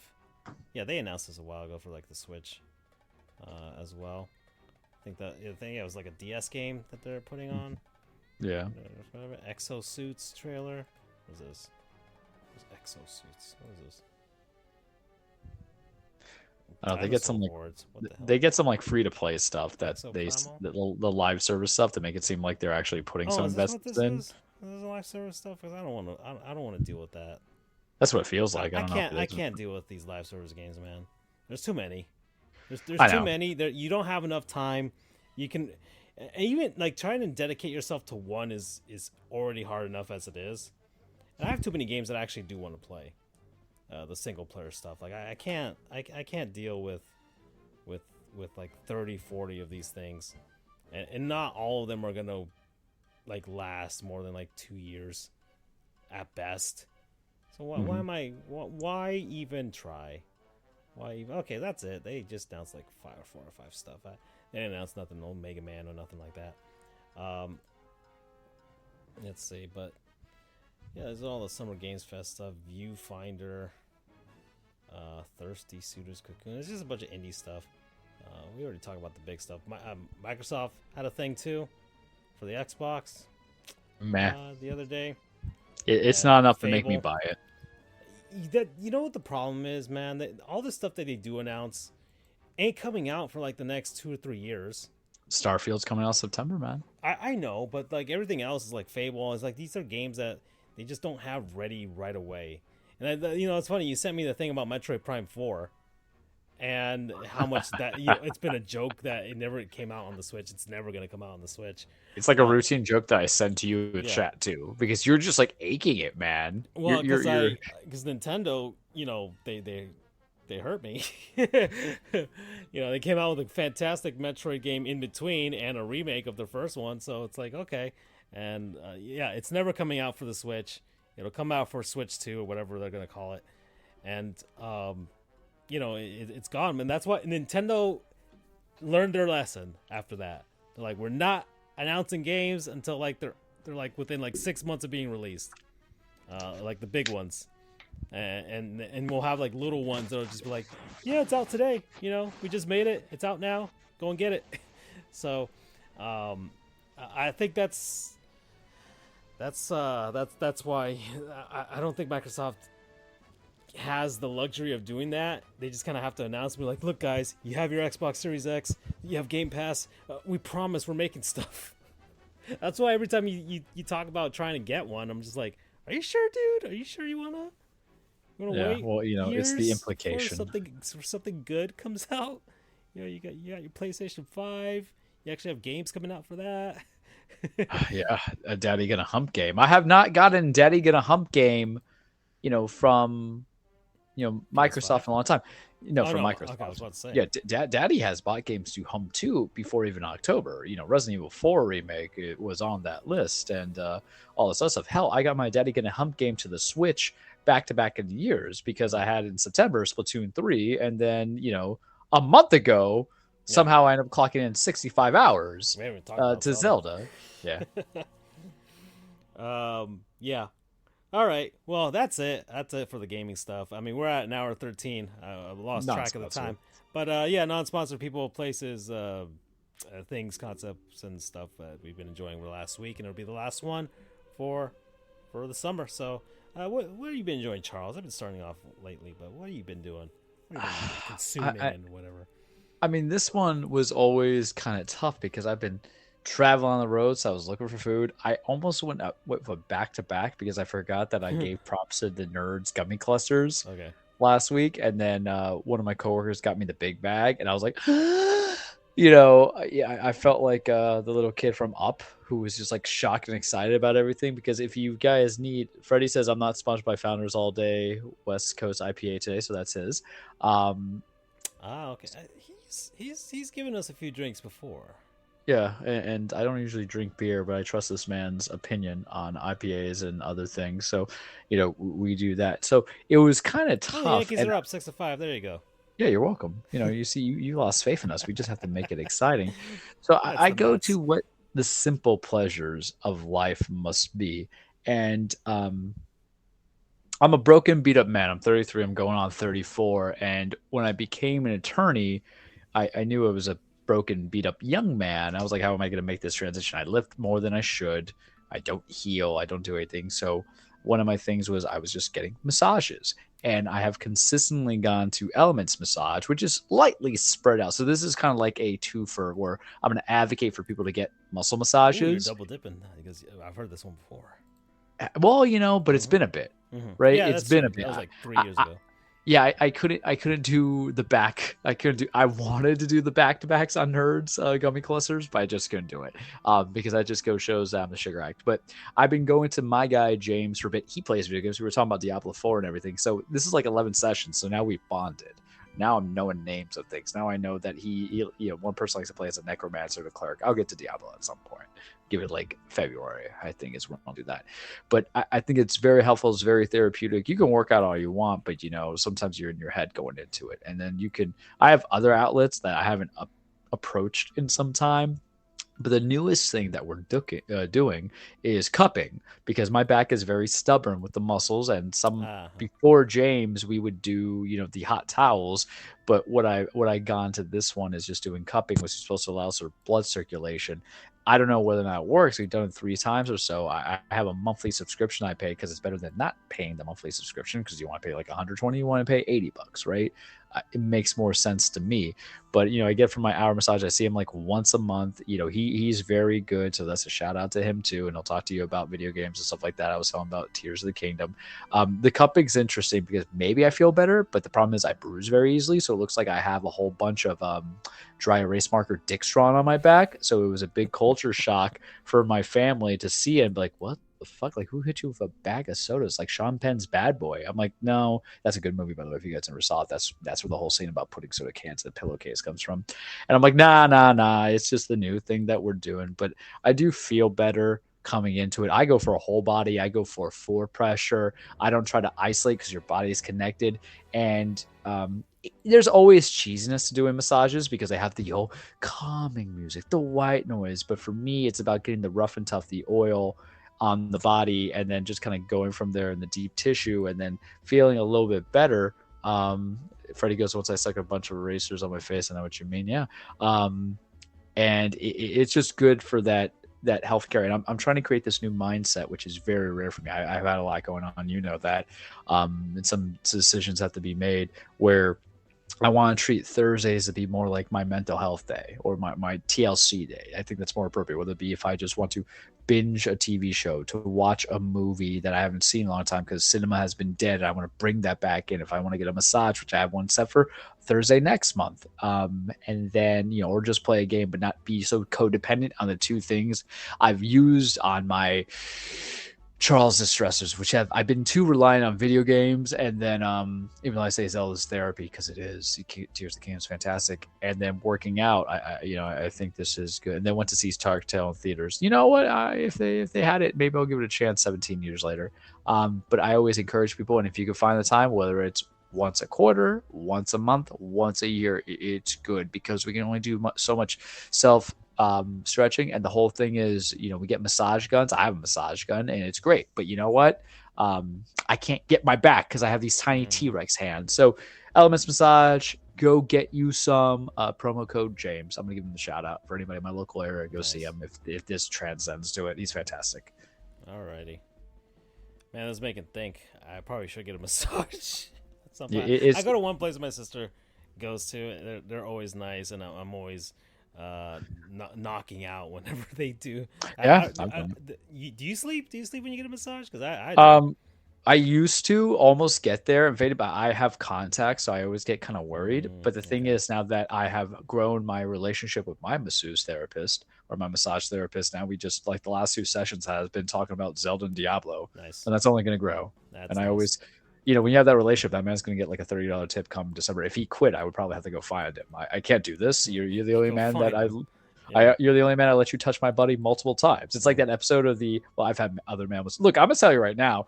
I prefer the men with the strong hands because they break me like a Kit Kat bar. I think I send you that in the text all the time. But you should build your relationship. So I feel like it's like Ron Swanson, the episode of Parks and Recs where Andy's working on the bunion. He lets out the moan. I'm sure the moan's coming. Alrighty. My non-sponsor, Charles. So, I've been trying to, even though my eating habits aren't been great, but I really just need to focus with that. But I have been this summer, in the last couple of weeks, I've been pretty consistent with it, trying to get out and skate more. I love skating. Skating's like one of my, probably my most favorite physical exertion exercise thing that I do. I love all ice skating, rollerblading, whatever you want to do, any version of that. I love it. It's peaceful. I zone out. I just kind of there's a park. I finally going to this park now. Daylight is extending into 8:30, right? There's I go over there. There's a track. It's Hialeah, so it's not great, but it's serviceable at best. It really does need to be repaved, but they never will because they don't have money. And the park that I normally would go to next to work in Doral is under construction because they're they have money and they're gonna spruce that place up. But it's been years. It's been years, and I don't know. They ain't gonna open anytime soon. So skating, love it, and I've been pretty consistent the last couple weeks. Weekends, been doing it, just trying to get my legs back, and they're back. I do minimal stretching, and I'm good to go. And I usually go for about an hour and a half at times, with breaks in between, because man, skating's hard. Skating is really a lot of energy on the legs. So Yeah. Regardless. So I'm over there. I'm working and stuff. I bring a hockey stick and a hockey ball, and I just kind of mess around with that as I skate along next to people.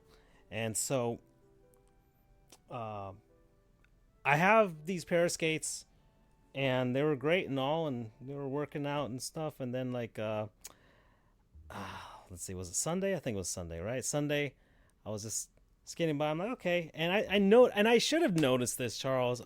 I was looking at my wheels to see if they were being worn down too much, and they're not. I'm good with the wheels. I'm just like, but I did notice like my left skate was peeling a little bit from the bottom, where the chassis for the skates for the wheels meets the actual boot part of the skate. So I'm like, it's probably not a big deal. So I get a couple rounds in, got my bag of water, whatever, got my stick, got my own stuff. I'm like, okay, let me keep skating. And then as I was going around one of the turns, for whatever reason, because hockey skates, you gotta wear them tight. You gotta tighten up the laces and everything like that. And I noticed it was starting to loosen, and I'm like, I thought it was loosening at the top of the skates, where where I tie them with the laces. And it was like I was looking down to see if my laces were getting untied for whatever reason. I'm like, okay, that's not happening.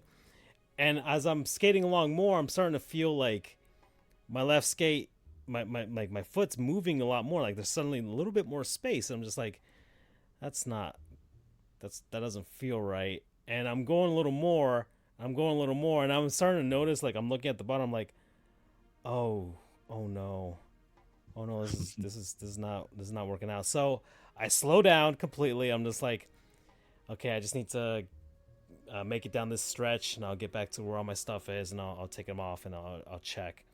So I'm going real slow, Charles. I'm just inching forward little by little. My right skate's fine. My left skate's just kind of it just doesn't feel right. And so, I'm about, I don't know, maybe 300 feet away from where I have my stuff, there in the park, and my left foot just gives, just completely goes through the bottom, the inner side of my skate. And I'm like, okay, luckily I was going slow, so I didn't completely crash or anything like that. But my left skate my foot just rams right through it. And I'm just like, all right, go off into the grass, take off both of the skates. I immediately threw them into the nearest garbage can. And I'm just like, that's it. Alrighty, my skating is done. Luckily, I got a couple rounds in. I got 45 minutes of skating done before they finally gave out. And it was like, all right. And this is my non-sponsor, Inline Warehouse, Charles. All right. So Inline Warehouse or Hockey Warehouse, it's the same thing, same website. I think I might have non-sponsored them before 3 years ago when I actually did buy these pairs of skates because my old skates gave out as well. But that was the chassis. The chassis was dead there. So, but this one, Inline Warehouse, this is where I get all my skates from, and they're pretty good, man. You spend, I think, $100, and you'll get free shipping. And it's coming in. It should be coming tomorrow. So my new pair of skates should be coming in tomorrow. But yeah, they got all kinds of stuff. What are the price of skates these days? Huh? What are the price of skates these days? Charles. I don't know. Remember, I have these Ooh. weak little baby ankles. I know, All the Charles. lifting in the world, I can't make So I myself get hockey strong. skates. I mean, they have actual inline fitness skating, but I just want the hockey skates. I'm used to them. Yeah. So I get the roller hockey skates, and they have medium profile, low profile, high profile. I always got a high profile one, but I decided to go with a medium profile one this I time. have no idea what these words mean. So you know, high profile. It's just like shoes. You got a high profile shoe, you got a low profile shoe. So just kind of rides up the shins more, right? Okay. So I went with medium profile because I want to see how they feel. I want to see if there's like a difference in just how they feel. So I'll see how they are. But I did order some, and look, the good ones are expensive, Charles. Right? Okay. This pair is, normally $700. It's $400 right now. You need to understand that my relative of experience with roller skates that wasn't in, like actual skating on an ice thing was just trying to get them girls in the in the the sixth, seventh, eighth grade to think I was attractive at like 4'10" instead of the guys who were like 5'6" at this point. Well, yeah, that's the beauty of the skates, right? They add a couple inches there, so I'm above 6 feet tall when I'm wearing skates. So yeah, these are. So I bought the CCMs. I had Revel before, Alkali Revel or something like that. I'd never heard of the brand before, and maybe that's why they kind of gave out suddenly. So I went with CCM. They're a very known brand amongst hockey folks, and $109. I'm not looking. Oh, that's for fair. Yeah, $109. I'm not looking for anything fancy. Actually, $139. Those are the youth ones. I'm not looking for anything too fancy. I just need something that gets me from point A to point B, and we'll see when they come in. But I've been using these guys for like years now, since I first got my hockey equipment. So, I get sticks from them. I get all kinds of stuff from them. So, yeah, I'm hoping these new pairs are going to be pretty cool. So, and I mean, they look. I'm going with the brand this time because I didn't go with a known brand last time. And I'm just like, I think I might have had more luck with a known brand. So CCM, I know they make. It was my first pair of hockey skates were CCM, so I know they make good stuff. So that's what I'm using. We'll see where it go from there. But yeah, Inline Warehouse. Yeah, a promo code.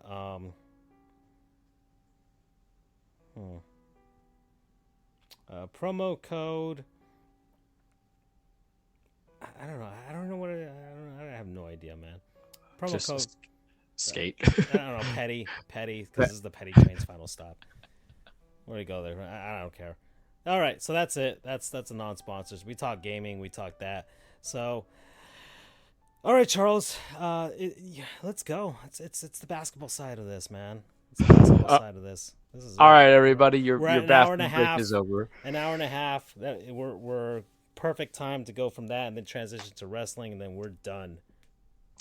All right, everybody. Your trip is continuing onto the Petty Train now. Choo Choo Charlie, Conductor Charlie is going to be taken in there. The Miami Heat lost. Yep. They lost in a very ugly game. Yep. I am fine with it.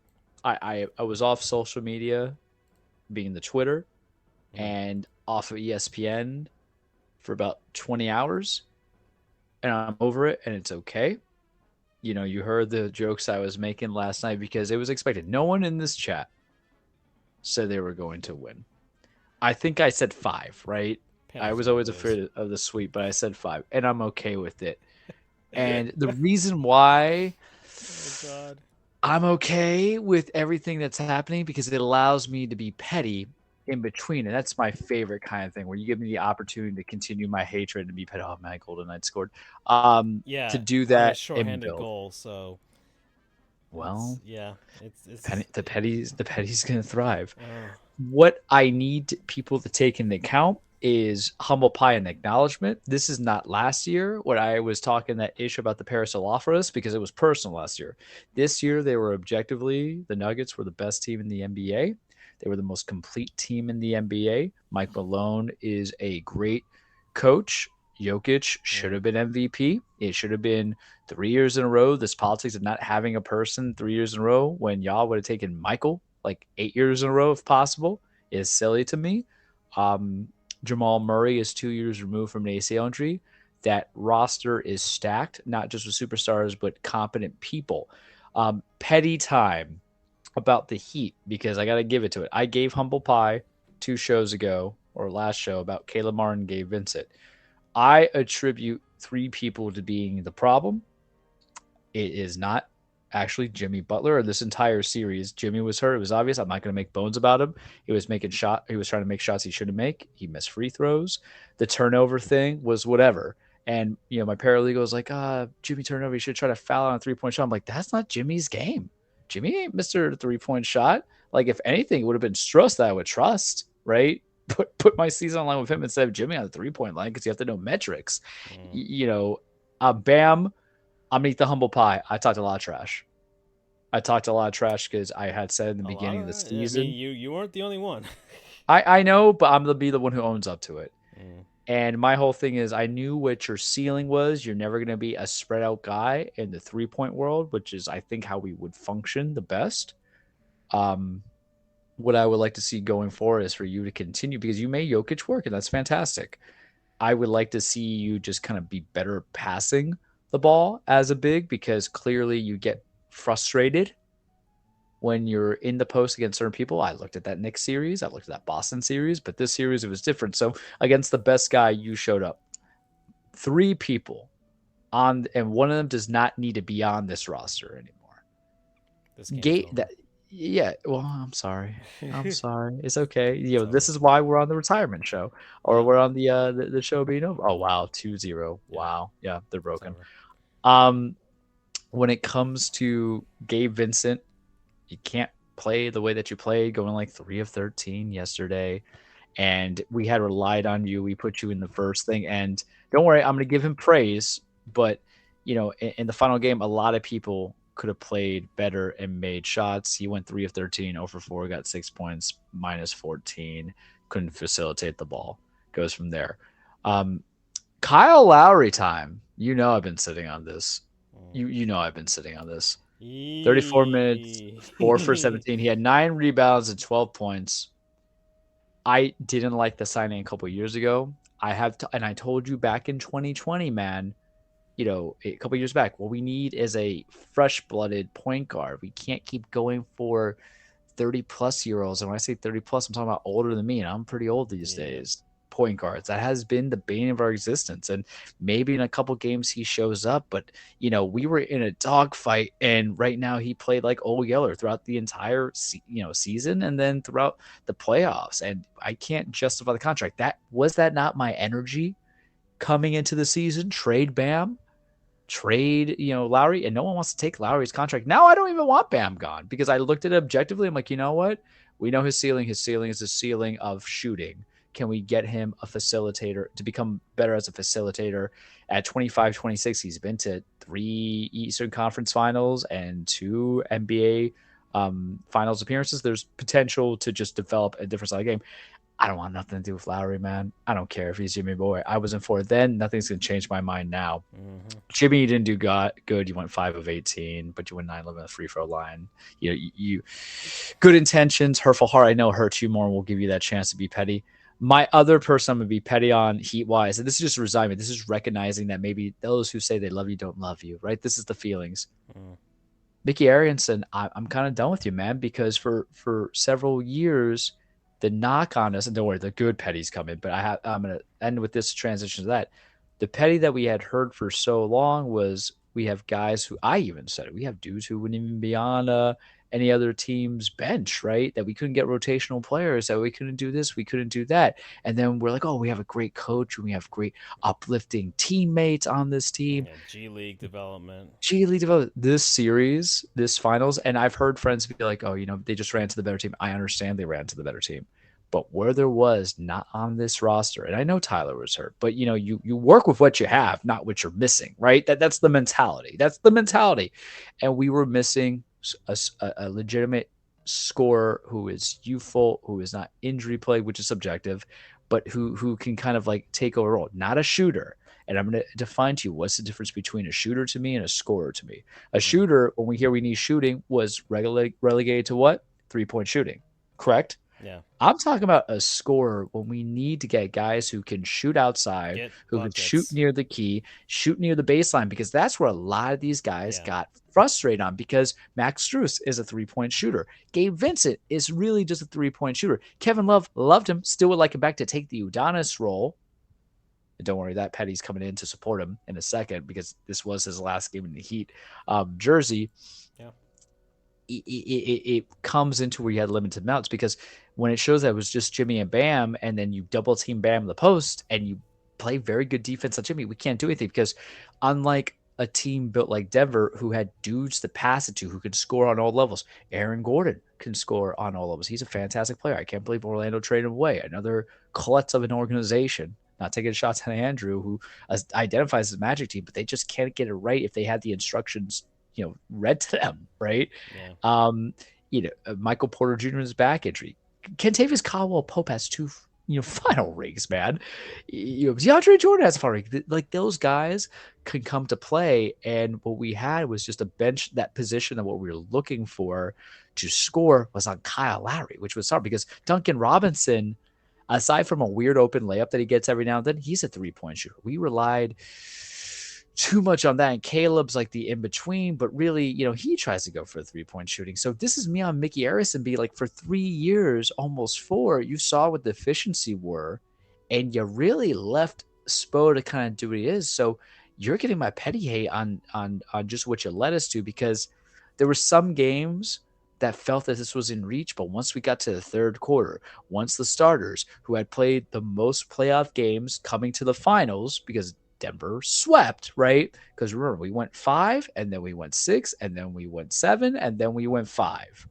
Exhausted all those resources. I'm not going to look at it as like Tyler was there. People are saying, well, Tyler's your guy. Debatable. Tyler was in the position where we had to give him the max contract, because what we're going to leave without on it. It's not a Tyler Johnson situation. Yeah, we didn't have Oladipo and everything like that. I think it was debatable that Oladipo was the scorer that I'm speaking on.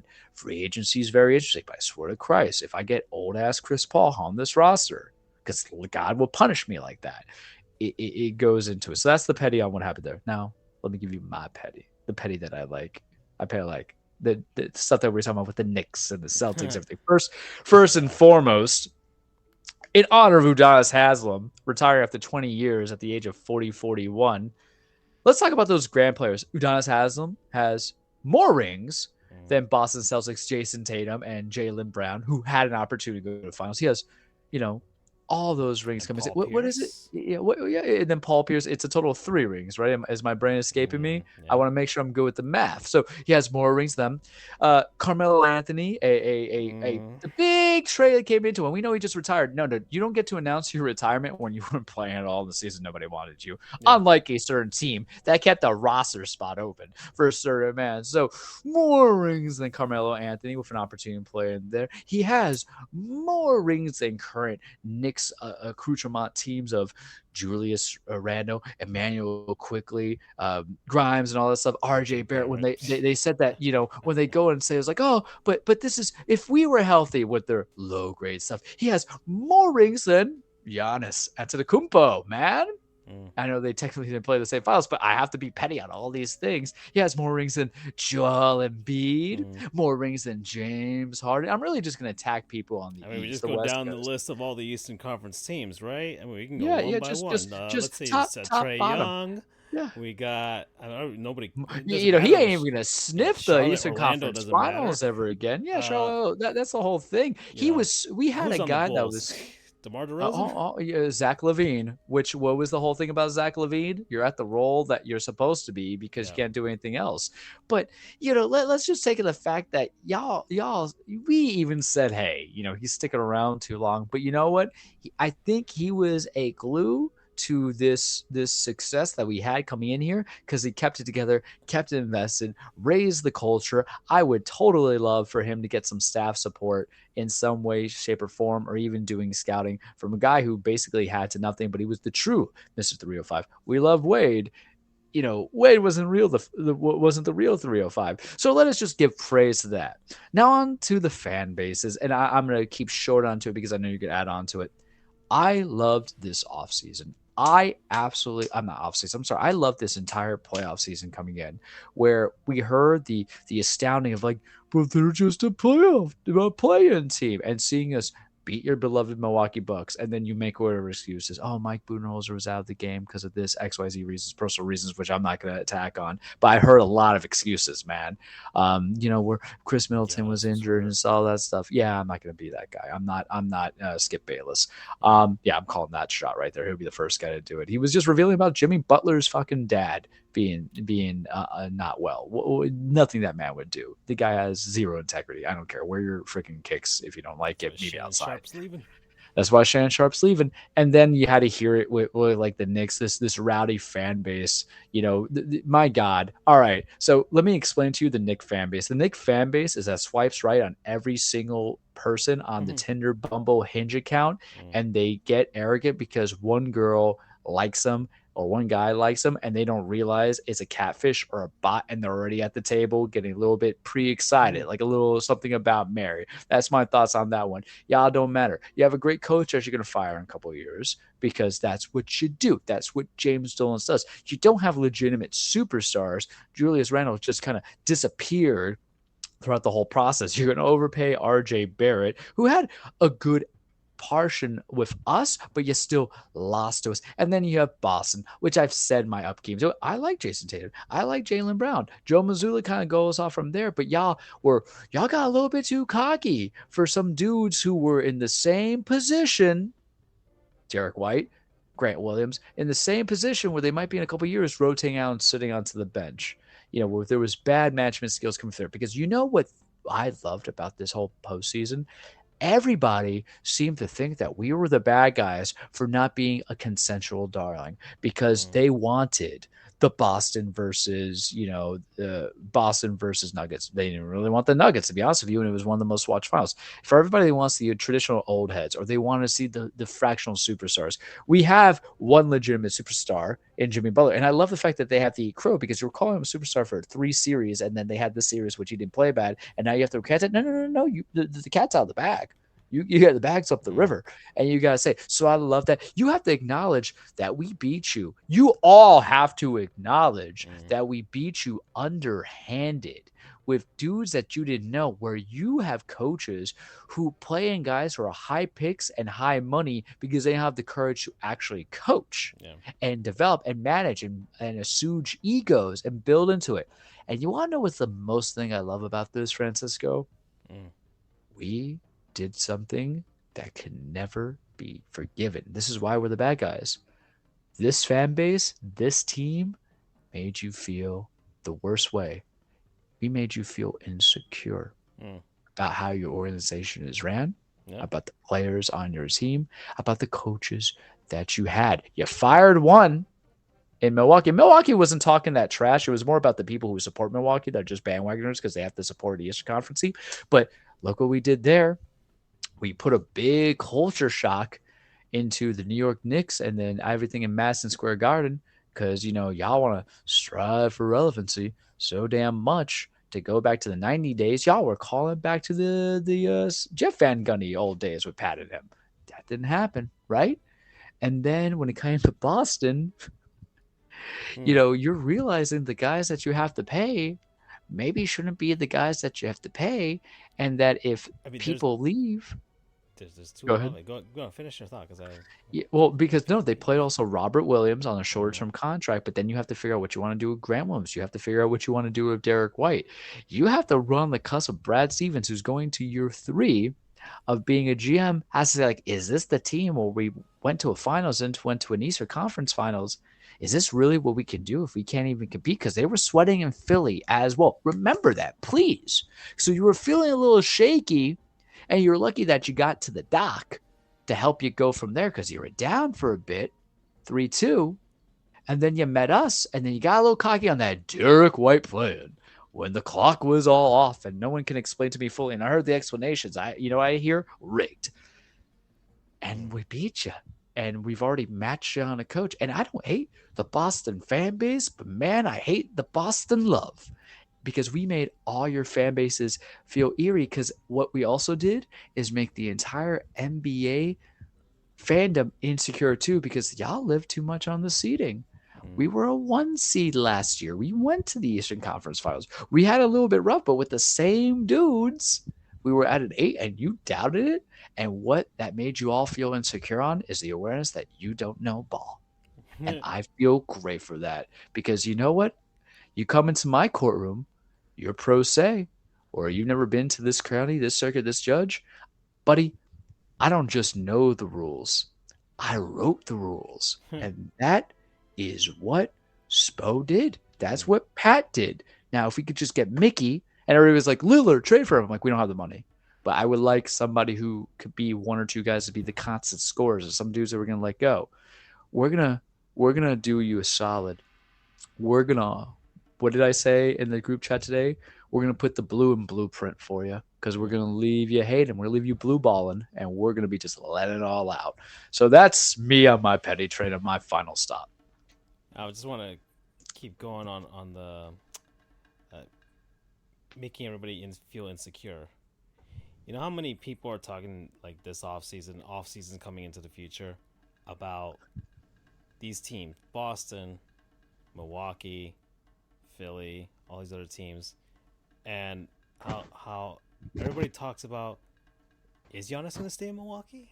Mm-hmm. Is Tatum going to stay in Boston? Is Brown going to stay in Boston? Like, all these other fan bases and teams, even in the West Conference, like, is LeBron going to retire? All these, like, y'all are so afraid that your guys are going to bail, right? And as much as, like, Heat fans are like, trade for this guy, trade for that guy, Heat fans aren't afraid of guys wanting to leave Miami. They've had guys, like fringe guys, leave Miami and go on to not really do anything afterwards, right?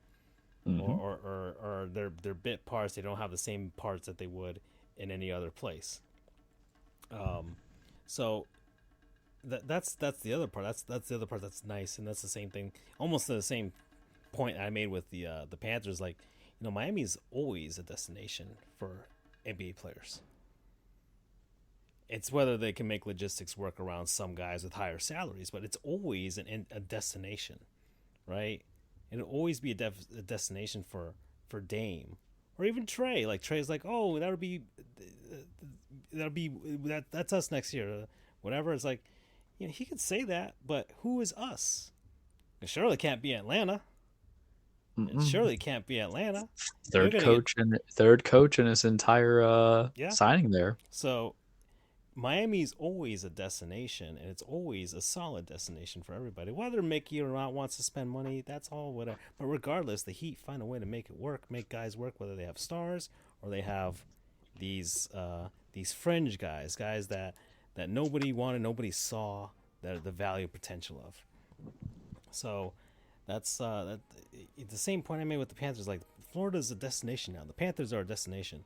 You know, and our GM and our scouting has gotten way better. I mean, we have a guy on town, Lindell, young Finnish dude. Like, our GM, Bill Zito, he kept that man secret throughout. He didn't mention him, like, when he was getting drafted. He didn't mention him. He whatever. Like, he wanted to make sure that no other team got wind of this guy.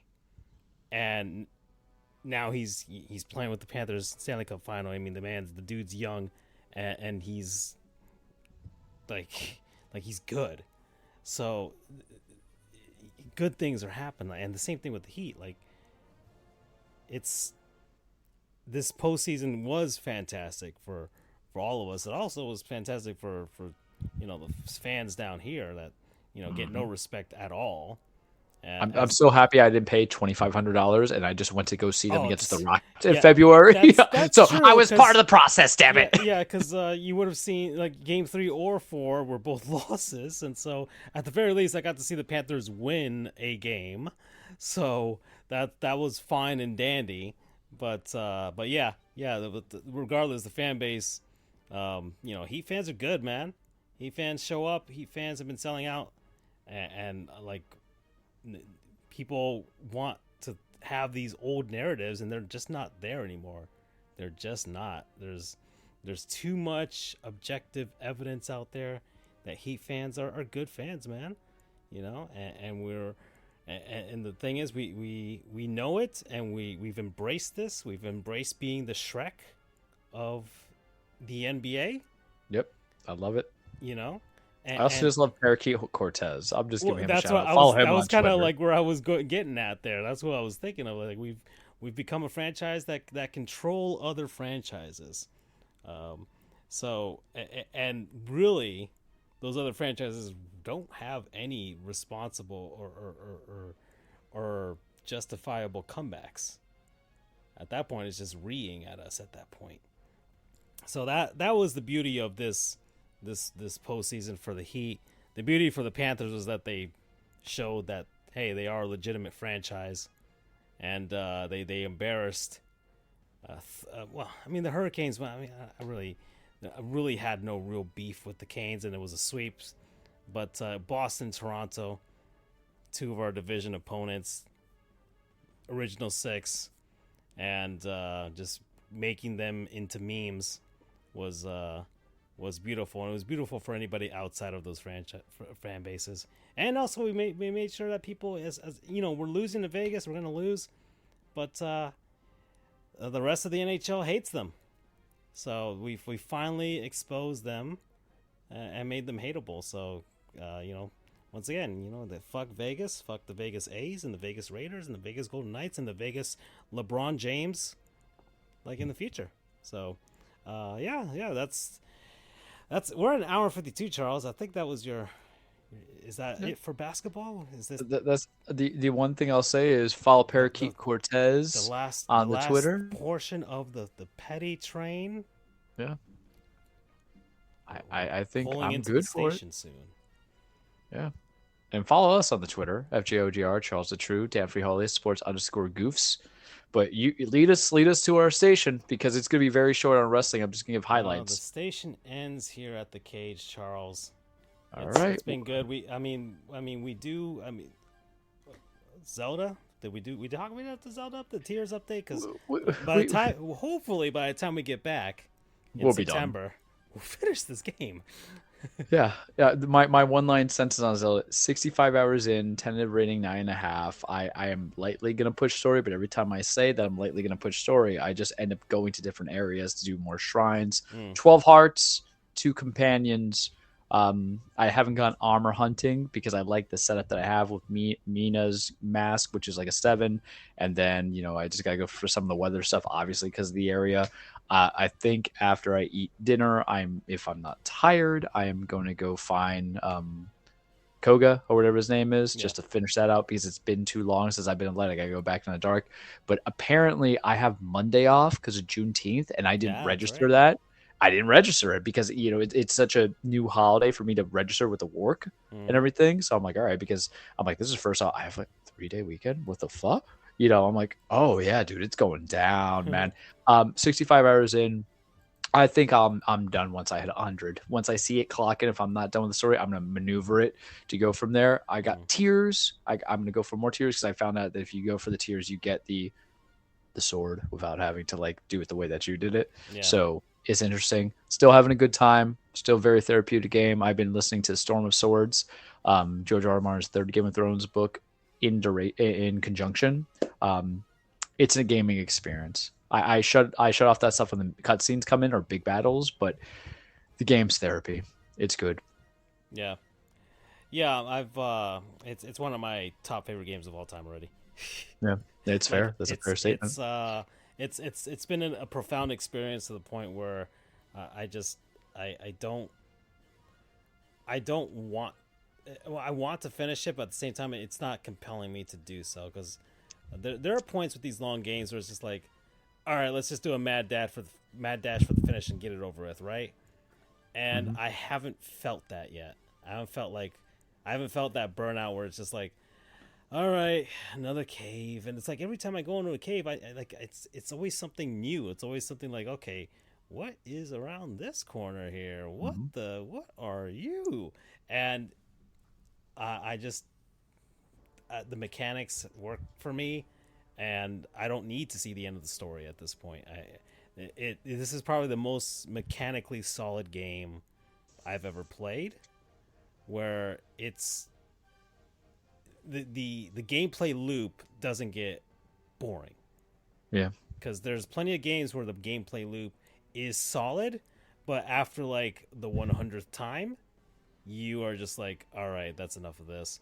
Where here it's just like they find a way to make it not feel stale. All right, let's go in here. Let's figure it. Like you, the gameplay loop is just a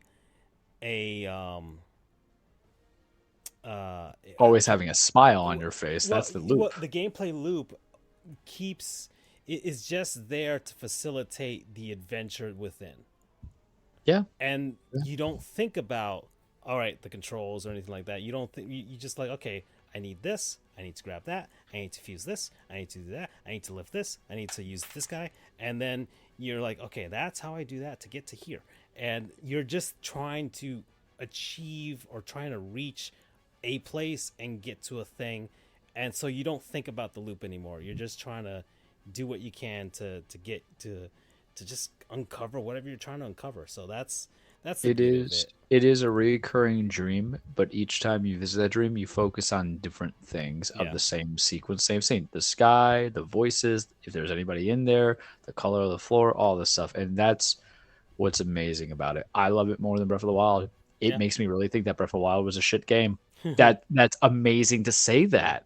You know, I think I gave Breath of the Wild 9.5. I'm like, man, I'm surprised I even went with an 8 on it in comparison to what I'm doing here. But that's my Zelda time. All right. Well, so that's it. That's let's pull into the station, Charles. Let's go. Let's do it. Welcome everybody, your weekly Trueplex and the final one for the season until I do my special, because I'll have to do the special. That's why I'm doing it short here, because we got a lot of things to talk about, but we're not going to do it here in the time, because wrestling doesn't always have to be petty. Wrestling can be about feel-good stories, because wrestling is about chasing championships, establishing legacies, men and women being the holy hell of each other. Remember, it's not fake. It's a scripted fight. It's stage. It's a song and dance. It's poetry, emotion. It's beauty. It's remembrance. It's long-lasting. Rest in peace, Iron Sheik, man. Who am I going to read on the Twitter feeds all the time? So he's gonna say fuck the Hulk Hogan. For this show, I'll say it one more time for you, Bubba. Yeah, it's just great. I don't know if it's in character, not in character, but I figure I'd do that for the show and go from there. A lot of stuff going on in wrestling, and later in the month, Money in the Bank's in like the first week of July. Forbidden Doors June 25th, but we're going to do some highlights here, a little bit interesting. Just know they're developing. And also I have to talk about the G1 Climax. You remember the G1 Climax when they broke up into different blocks, New Japan, people wrestle, whoever wins gets a guaranteed contract at Wrestle Kingdom. I cannot do a fake out. I feel it's wrong to do a fake out, meaning just randomly pick a name. There's some new young lions who have gone on excursion and they came back. Like Yosa Tsuji. I'm sorry. You know I'm not great with these names. I will figure everything out. I can't even say my own last name if it makes anybody feel better. Nor can my judges half the time. But I have to make my appropriate predictions. Whoever wins the G1 Climax gets to challenge the, at that time, champion at Wrestle Kingdom, which is January right now. That champion is Sonata. I don't think Sonata is going to be champion by the time we get to January, despite the fact that usually New Japan likes to go with long championship reigns. I don't think it's going to happen. That's just my prediction, but I will be more formula, whether it be the rare tweet that Charles puts on the Sports Goofs account, or if I do it in amalgamation of some form of a mini quest. A mini podcast. I just have to have Francisco remind me how to do it. Eddie Kingston's in the G1 Climax. I know that should make him happy. John Moxley's been going back. He's not doing the G1, but he's going back to New Japan to wrestle. He came with Claudio. You know, they're part of Blackpool Combat Club. We won't go heavy on the AEW. You know, they have Collision that premieres, I think, June 17th when we're off air. Will I watch it? It's a Saturday, man. That's rough. You know, I'll just watch the YouTube clips. What I want to talk about is Impact Wrestling. I think they deserve a little bit of spotlight. You had Motor City Machine Gun made up of Alex Shelley and then Chris Sabin. They've been revered as a tag team for so long and separate stuff for so long. Singles, they both won individual titles. So they've been tag team champions in the past on through all phases. except for WWE. They never got a shot if memory serves me correctly. I know Alex Shelley appeared once with Kushida when he was the Time Splitters, and they did that in New Japan as well. And it was a little call up. I won't go into detail on that. But Chris Sabin beat Trey Miguel for the X Division title, think like hybrid Intercontinental title, TNT title. And then Alex Shelley beat Steve Macklin, who won the vacay title when Josh Alexander got hurt when it was Macklin versus Kushida for the Impact World Championship. And so this is his first reign with the Impact Championship. It's a main title for him. He's been putting the sweat, tears, and business, and I'm just happy for both of them. I think they're skilled, they're trained, they do a lot of great things in there. Their tag teams are interesting. They have interesting styles. He's trained so many and developed so many for Alex Shelley. Same thing with Chris Sabin. I don't know if they're going to use it to build a storyline where Chris Sabin's going to go challenge against Alex Shelley at some point. Because when you have the X Division Championship, I think you could vacate it to go challenge the main champion going from there. That's what a lot of wrestlers say. I think that's what Josh Alexander did when he was making that chase. But who knows? Impact, I don't watch it all the time. But I like it. I'm surprised. I get a little tongue tied there. I'm surprised that Steve Macklin only held the title for so long. It felt like a short reign. He won the championship like a couple months back, like 2 months back, defended against PCO in a very violent match, and then Alex Shelley just won it off of him. So I Impact kind of needs to build those stars. This was Steve Macklin's first title win. He was in WWE. I actually saw him live in NXT when he was Steve Cutler. And then they changed that up and he got called up to the Forgotten Sons. And then, of course, Jackson Riker effed that all up and ruined him. And Blake's, opportunity there, and they got released subsequently going from that. But there's always more opportunities, but I think it always kind of stings when you're first time champion and you're a transitional champion, because at the end of the day, are you taken to be seriously as the face of that organization, that franchise? Maybe they'll revisit Macklin versus Alexander when Alexander comes back. But now Alex Shelley ends up getting to defend his title at one of their pay-per-views against the returning Nick Aldis, who used to be Mangus when he was back in TNA. I expect Nick Aldis to win, so maybe Shelley is a transitional champion. But at the end of the day, whether or not you're a transitional champion for a week, for 2 months, for a month, or for a champion for 435 days like Roman Reigns, it's still something to be happy with and to be proud of. So good for them. That's my highlight for them on that portion.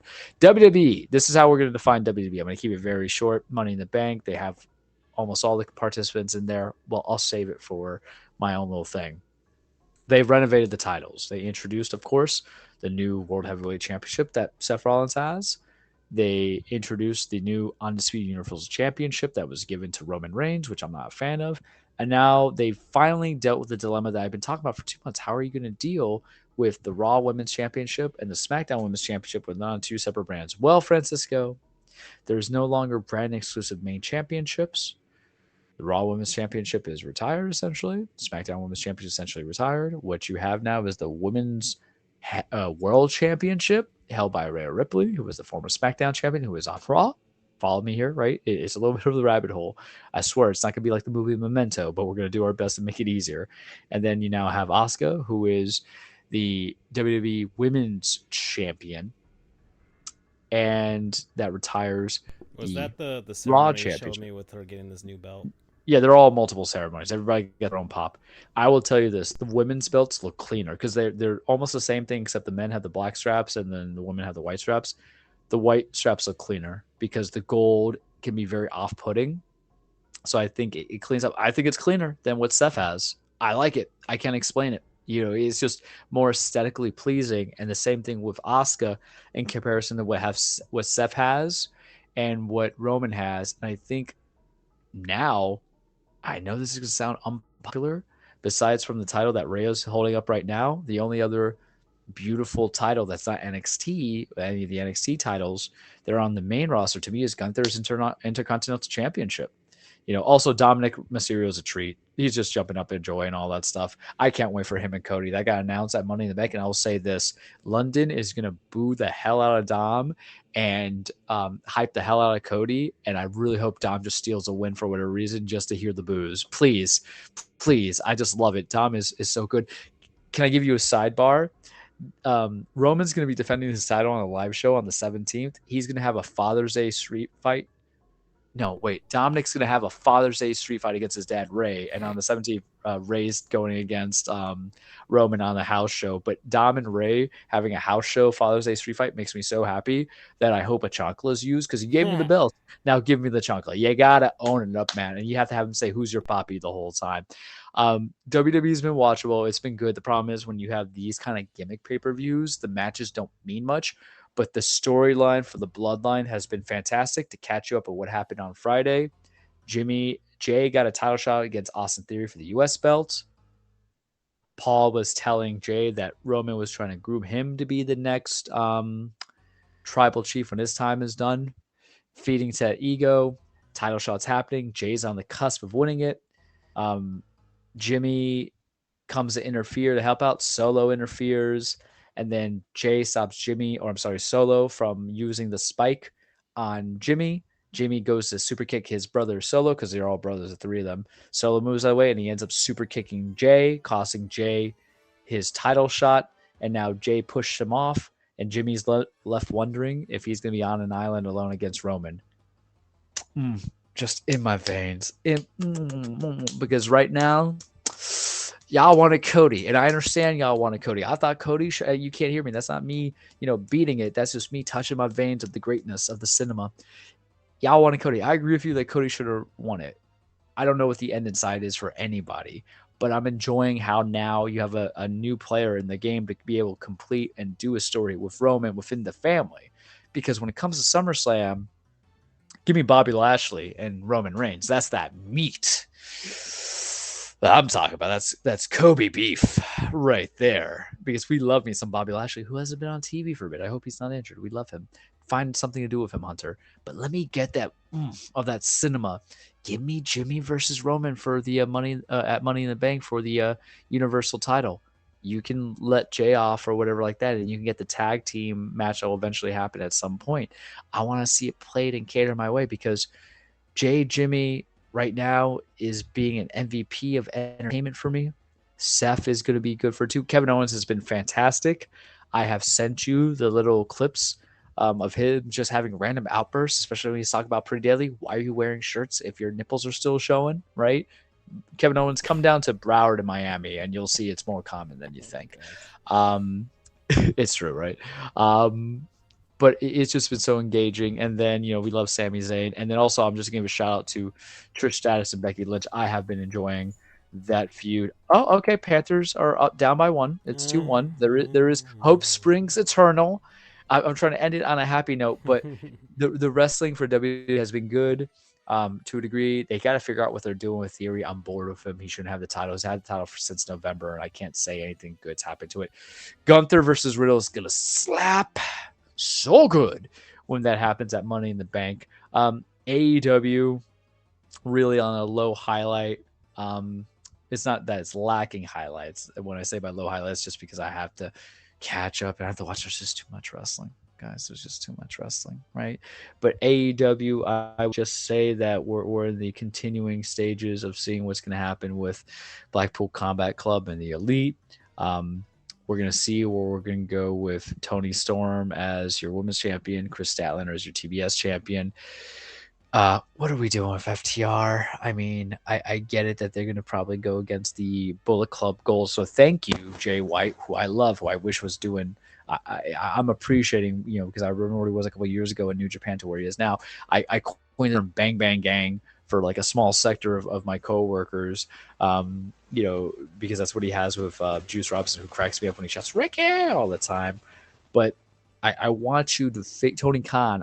You have 3 shows now, and plus Ring of Honor. Figure out where we're going with some stuff, because I don't want to say that adding a 5th or 6th pay-per-view, if you don't count Forbidden Door as your own, would make the storylines more interesting or not be throwaways. But sometimes I get a good match, but I don't have the investment to watch a match. And at the end of the day, don't you want not just ratings, but don't you want me to watch merchandise or buy merchandise and buy those pay-per-views? Because I wasn't going to buy for the last one that just happened, and I don't know if I'm going to do it for All Out or All In. I might buy Forbidden Door, man. I told you Kazuga Okada and Bryan Danielson's the big sell for me. I'm like, I'm already in like sin on that one. We're going to get Adam Cole versus MJF. They're going to do a title eliminator match. Essentially, where if Cole beats MJF tomorrow, he's going to get a title shot. Why can't you just have him be number one contender? I don't know. That just sounds logical. But I do think that Adam Cole is the guy to take the belt off of MJF. MJF's had that belt since what, November, it feels like, and he's put on good matches, but you don't have to have each world heavyweight championship have year-long reigns. So, you put it to the next hot guy. So we're going to see where it goes from there. I'll invest. I'll make the time. I'll do that stuff. We hit a little bit of a slow portion of the fall of the prior pay-per-view, but I'll be watching Forbidden Door, man. I'm going to be like scrounging $50 somehow. I'm like, I just want to eat Taco Bell, which I've been doing good on, but maybe I just won't buy nerd gummy clusters. And that's all I got for you this week on the cage. And rest in peace, Iron Sheik. And for one last time, fuck the Hulk Hogan. All right, then. Well, that's it, folks. That's the end of this train. So, it was a good ride. It was a good ride. We enjoyed it, and that's it. So, I don't know. Enjoy your all summer. Your all summer. If the calamity happens, you guys will know. There will be a shake. There will be a noise being made, some sort of roar. And things will just start to get very dark and gloomy and red. But aside from that, Charles, thank you for this season as well. And we'll enjoy it next time. And we'll see what happens in September. We'll be back. It'll be a while. We'll enjoy Zelda and see if we can beat that. Bye, everybody. Take care.